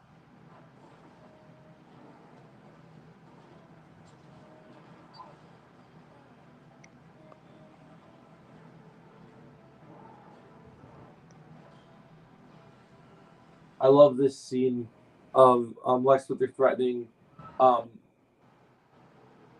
threatening Superman. I love the line he says, even though I don't like this Lex Luthor. I love the if God is all good, he can't be all powerful.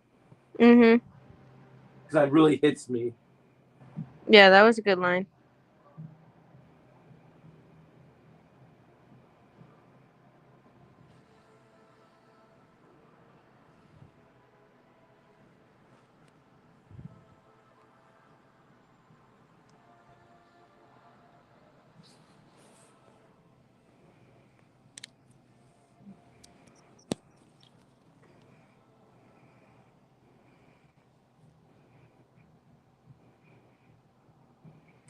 I think just they should have picked a different villain to go with Lex rather than Doomsday.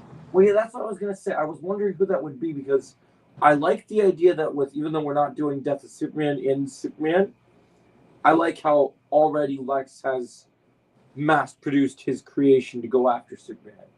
Like, Mhm. like it's interesting because the trailers gives me the vibe that Lex is behind everything that's kind of happening in the movie. Like, I don't know how he convinced it, but even the kaiju that they have in the trailers, right? Mhm. Somehow found a way to get that to fight Superman and the Justice Gang, and then all the other things he's set up, and then he's also got Ultraman. And Ultraman, I believe I've been telling people this. I'm starting to get the feeling that Ultraman is going to be like Bizarro Part 1. Like I Yeah. think because they're getting ready to set up Legion, I think they're going to do Bizarro first, and then build up the villains. But I'm trying to think. You know what I would have done? Instead of having Lex have a minion, because you're establishing the trinity of heroes, right? Mhm. Lex should have been paired with another villain, not a henchman, another big villain, right? Where they Yeah. were both on morality ground. Honestly, as much as we're sick of seeing him and as much as we don't like the character, you know what they probably should have done if they wanted to be smart? Since this is technically a Trinity movie, they should have done what Nicholas Hoult wants to do. Since it's technically a Batman and Superman movie and then guest starring Wonder Woman, Had the they joke. should have introduced Joker in this movie. Yeah, No. I wouldn't have hated that in like 2016 when this came out. If they had the Joker working with Lex, that could have been good. That's what I'm saying, because that's what Nicholas Hoult wants to do. Like he's waiting for them to introduce Joker because he read the comics and there's a big article where he says that I can't wait. I read that comic where we team up and I can't wait to see that happen. Mhm. And honestly, you know what I actually thought about? I What? thought of another reason why for the DCU, Skarsgård has to be Joker. Has And you know why you know how I figured out why? why? Not only just because Andy Muschietti's directing Brave and the Bold as of right now, but remember what movie Nicholas Hoult and Bill Skarsgård just did together? Nosferatu. Yeah, they were both in that same they both have that chemistry of one's creepy and one's kind of trying to control the situation. Their chemistry would be good since they know each other already. I feel. I also want to see what Skarsgård does with a clown character that he doesn't have to be CGI. Yeah. Because there's a lot of CGI when they do Pennywise.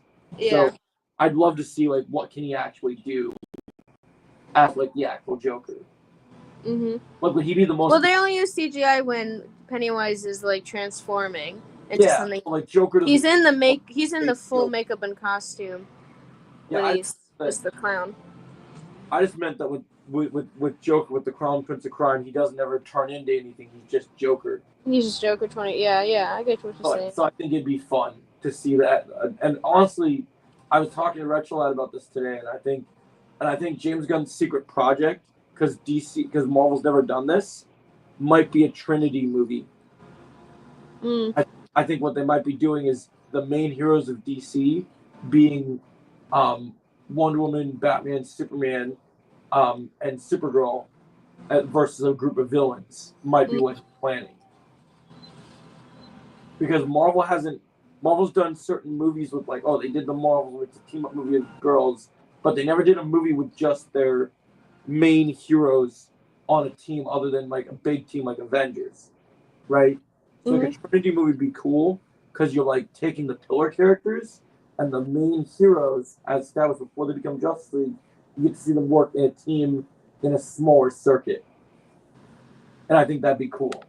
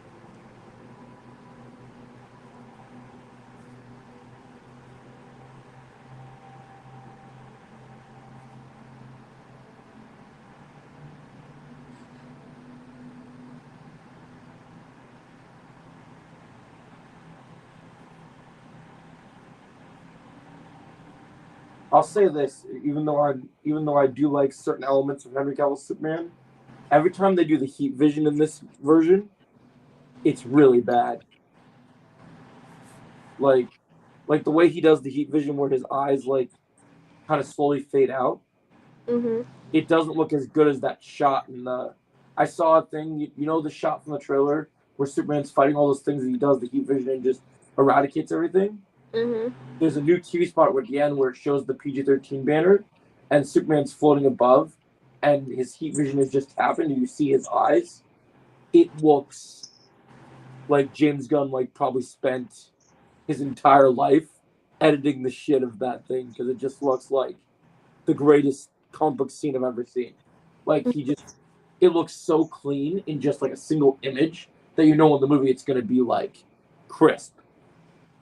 Yeah. Like all I've seen is people constantly say that the color grading in this movie is gonna be incredible. Oh God. What? Sorry, I'm watching the movie. That was What so part bad. you at? That was so bad. It was the scene where like Lex Luthor's in the whatever Kryptonian ship, and there was He's this talking with devil horn guy. Oh, he's talking to Steppenwolf. Yeah. Yeah. What the? Oh my God! I forgot about Steppenwolf. God, I forgot about that guy. Forgot about Steppenwolf. I did. Well, he's Darkseid's. I think it's his. In the comics, it's his uncle, and like I think here it's like he just serves him. I totally just forgot about him because I'm like, who is that? Yeah. Yeah.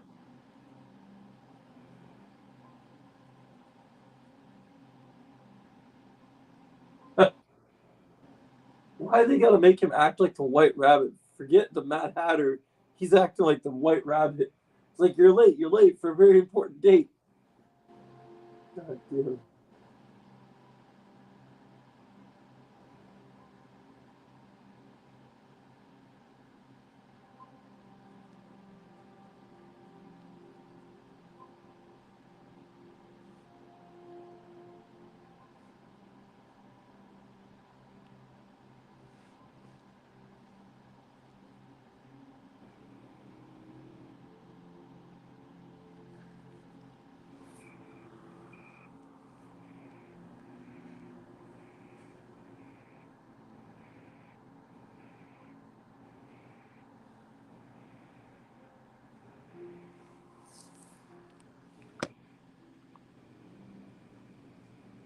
I do love in this movie when Batman saves Martha that the reason that Martha knew that Batman was on her side and was friends with Superman was she's like he's a friend. I'm like I'm a friend of your son. She's like I figured the cape. Mm-hmm. Like I thought that was funny.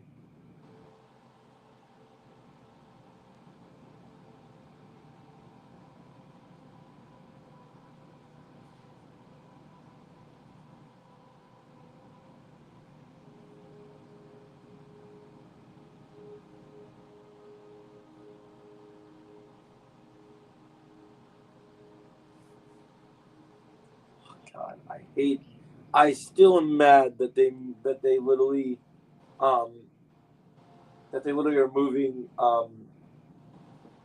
that they made Gotham and Metropolis so close together. Yeah, that was dumb. Still pisses me off. Like I'm getting to the point where Clark has to go fight Batman, and I hate it's just across the bay. Ugh. And I was so glad earlier in the movie I wasn't going to say anything, but I really hate that when Lois is going to investigate places, they say that she's going to Washington, because the thing I like about DC is that all the cities are fictional. Mhm. So I love that in the DCU, James Gunn said there's not going to be any Seattle, any Washington, any New York, no real place. Except for like, Kansas City where Superman's from, Yeah, which is Smallville, but they call it Smallville, so it's not that big a deal. Yeah, but it's in Kansas and that's a real state. Yeah, but I don't think we'll see Smallville too much in the DCU because. Oh no, not at all, because Superman's been Superman for 3 years, which means he's been in Metropolis for like 2 years. Or 3, yeah. And if James Gunn chooses to kill Pa Kent in this movie, like they do in all the other Superman iterations, then he won't be there as much.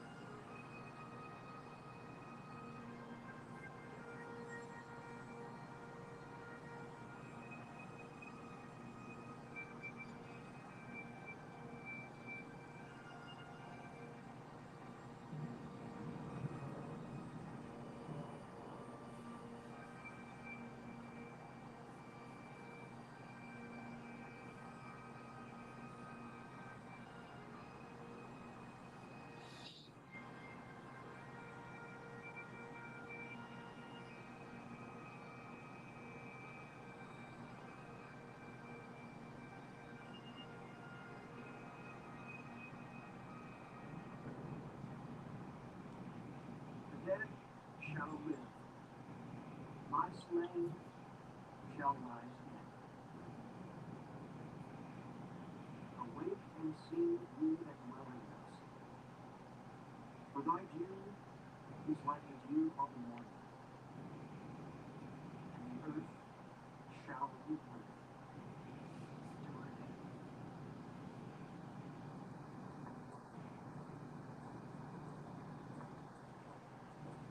Oh, I need a ride back to the house. I forgot my checkbook to pay the funeral director. Since it's all taken care of. By whom? I'm doing it.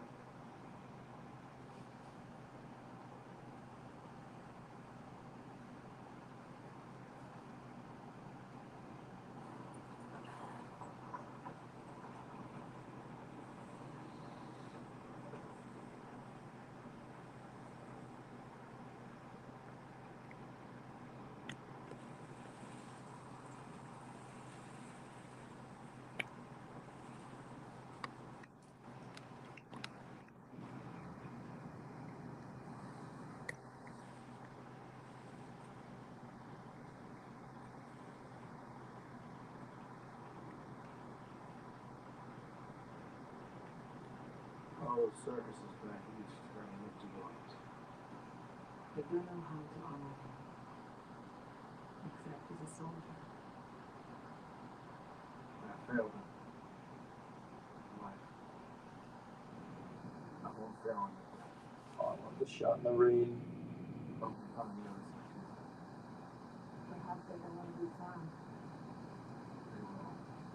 And they'll fight. We have to stand together.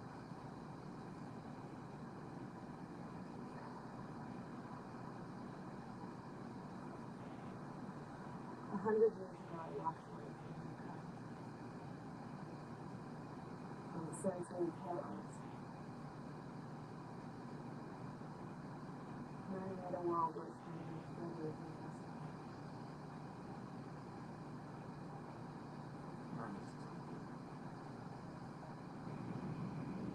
We fight, kill, we betray one another. I love the well. Here I am. We can do better. We will. We have to.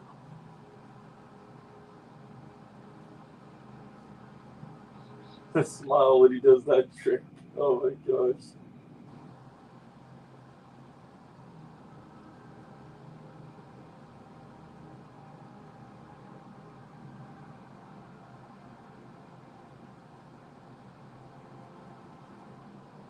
The others are here. We just don't have to fight.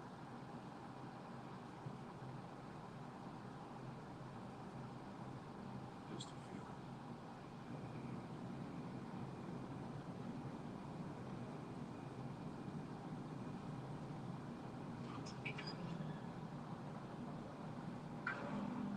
With the AC 231940, the one wants to speak to you, so stand to your feet. I'm going to say this one more time. The one wants to speak to you, so stand to your feet.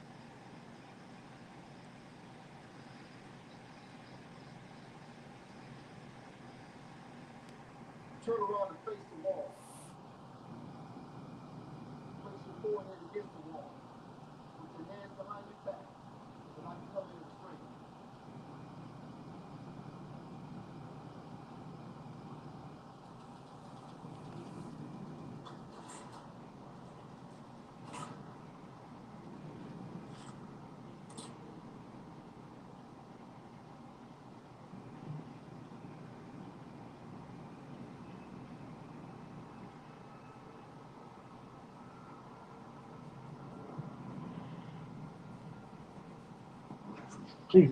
I love that line from Superman. Stay down. If I wanted it, you'd be dead already. Look at us. This is how it all caves in. Civilization non-related matters. I should say that to someone competitive on Marvel Rivals. Stay down. If I wanted it, you'd be dead already. That's right. We have hospitals to treat the mentally ill with compassion. That's not beautiful. I have been feeding entrance from the Arkham Asylum in Gotham. I still have some friends there. They're expecting you.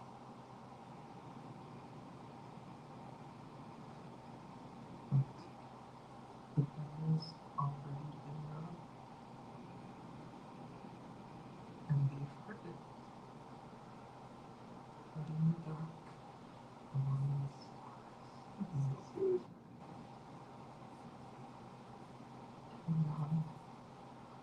Nice. Oh my god, the timing of that sidekick is so good.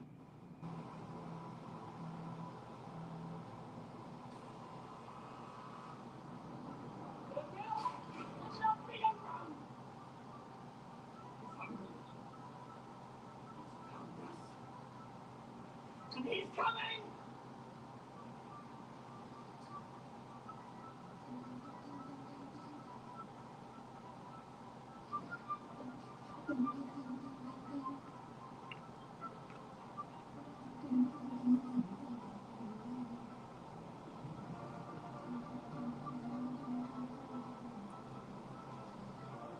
Ooh.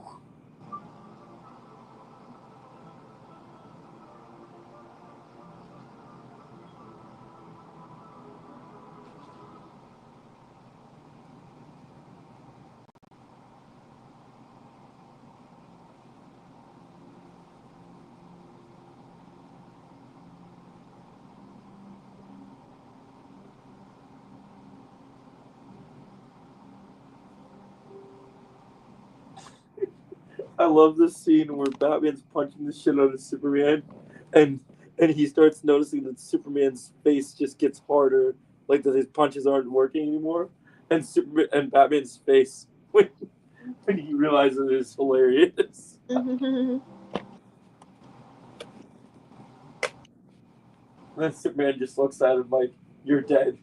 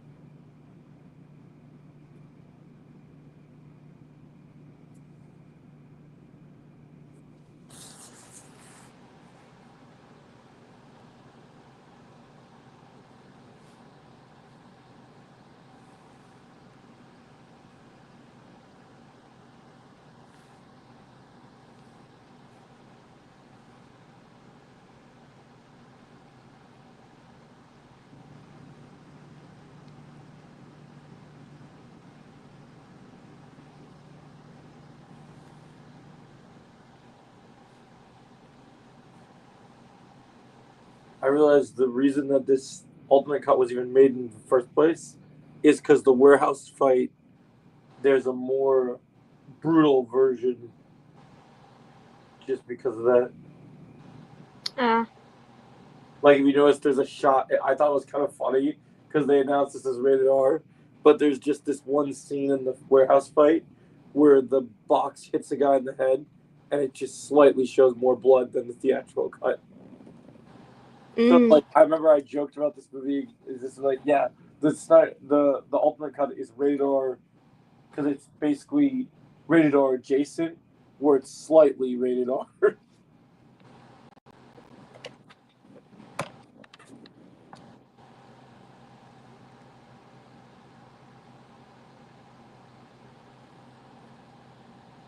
You watching them fight Doomsday?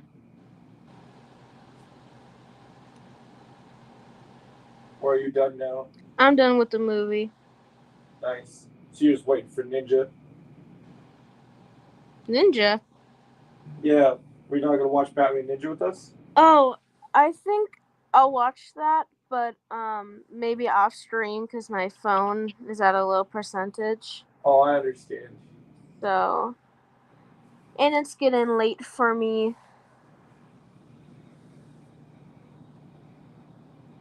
But yeah, it was nice watching all the Superman movies, live action wise. Oh yeah.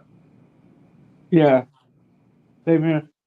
Well, it's okay. Tomorrow we're gonna watch Crisis, Okay. so you can see it. Crisis is on what, Netflix or HBO Max? I think some of it is on Netflix and some is on HBO Max. Okay. I'm gonna look at where it all is located. I might not. I'll have to let you know if I'll be able to because I might be busy tomorrow, later in the day, because I'll be hanging out with some friends. How long are you gonna be hanging out with them for? I don't know. Probably. I have no clue. I'll update you though. Well, we usually do it late at night, so I'm imagining unless you're partying out with them late. No, it'll be at my place. So, and it's not a sleepover or anything. So yeah, I'm probably yeah. They'll leave early. It will work out. Perfect.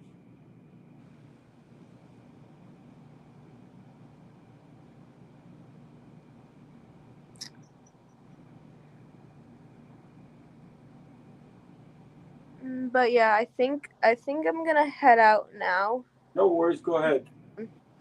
Okay, see ya. Take care.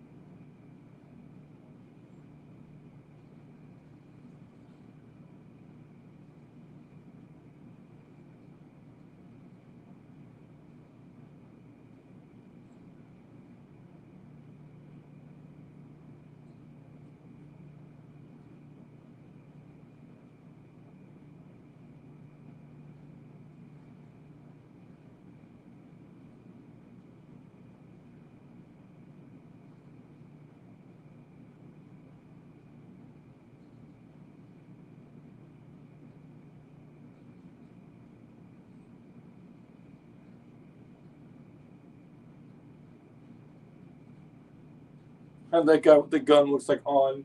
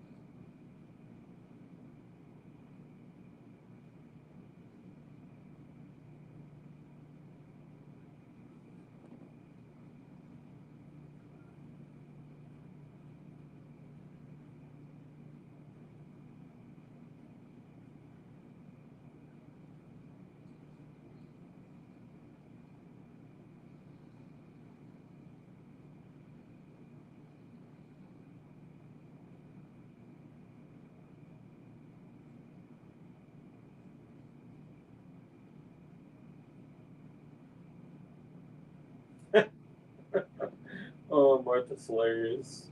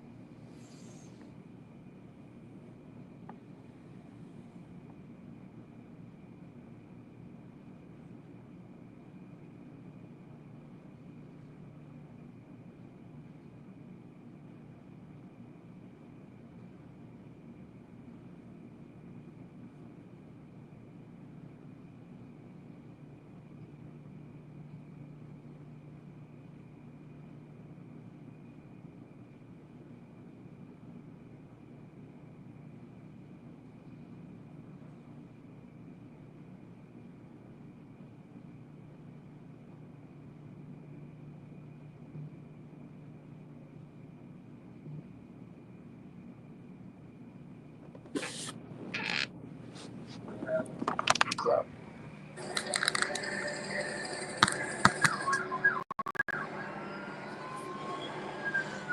Oh.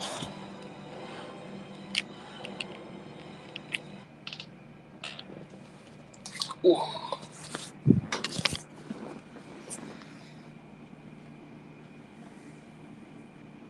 Okay.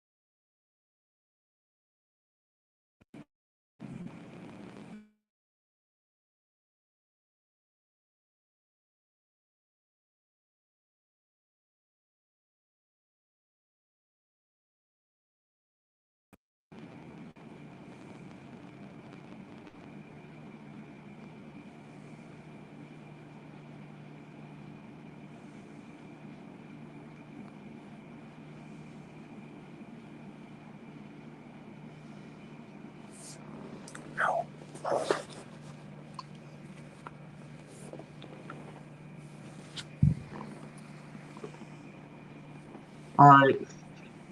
Sounds good. Because I'm tired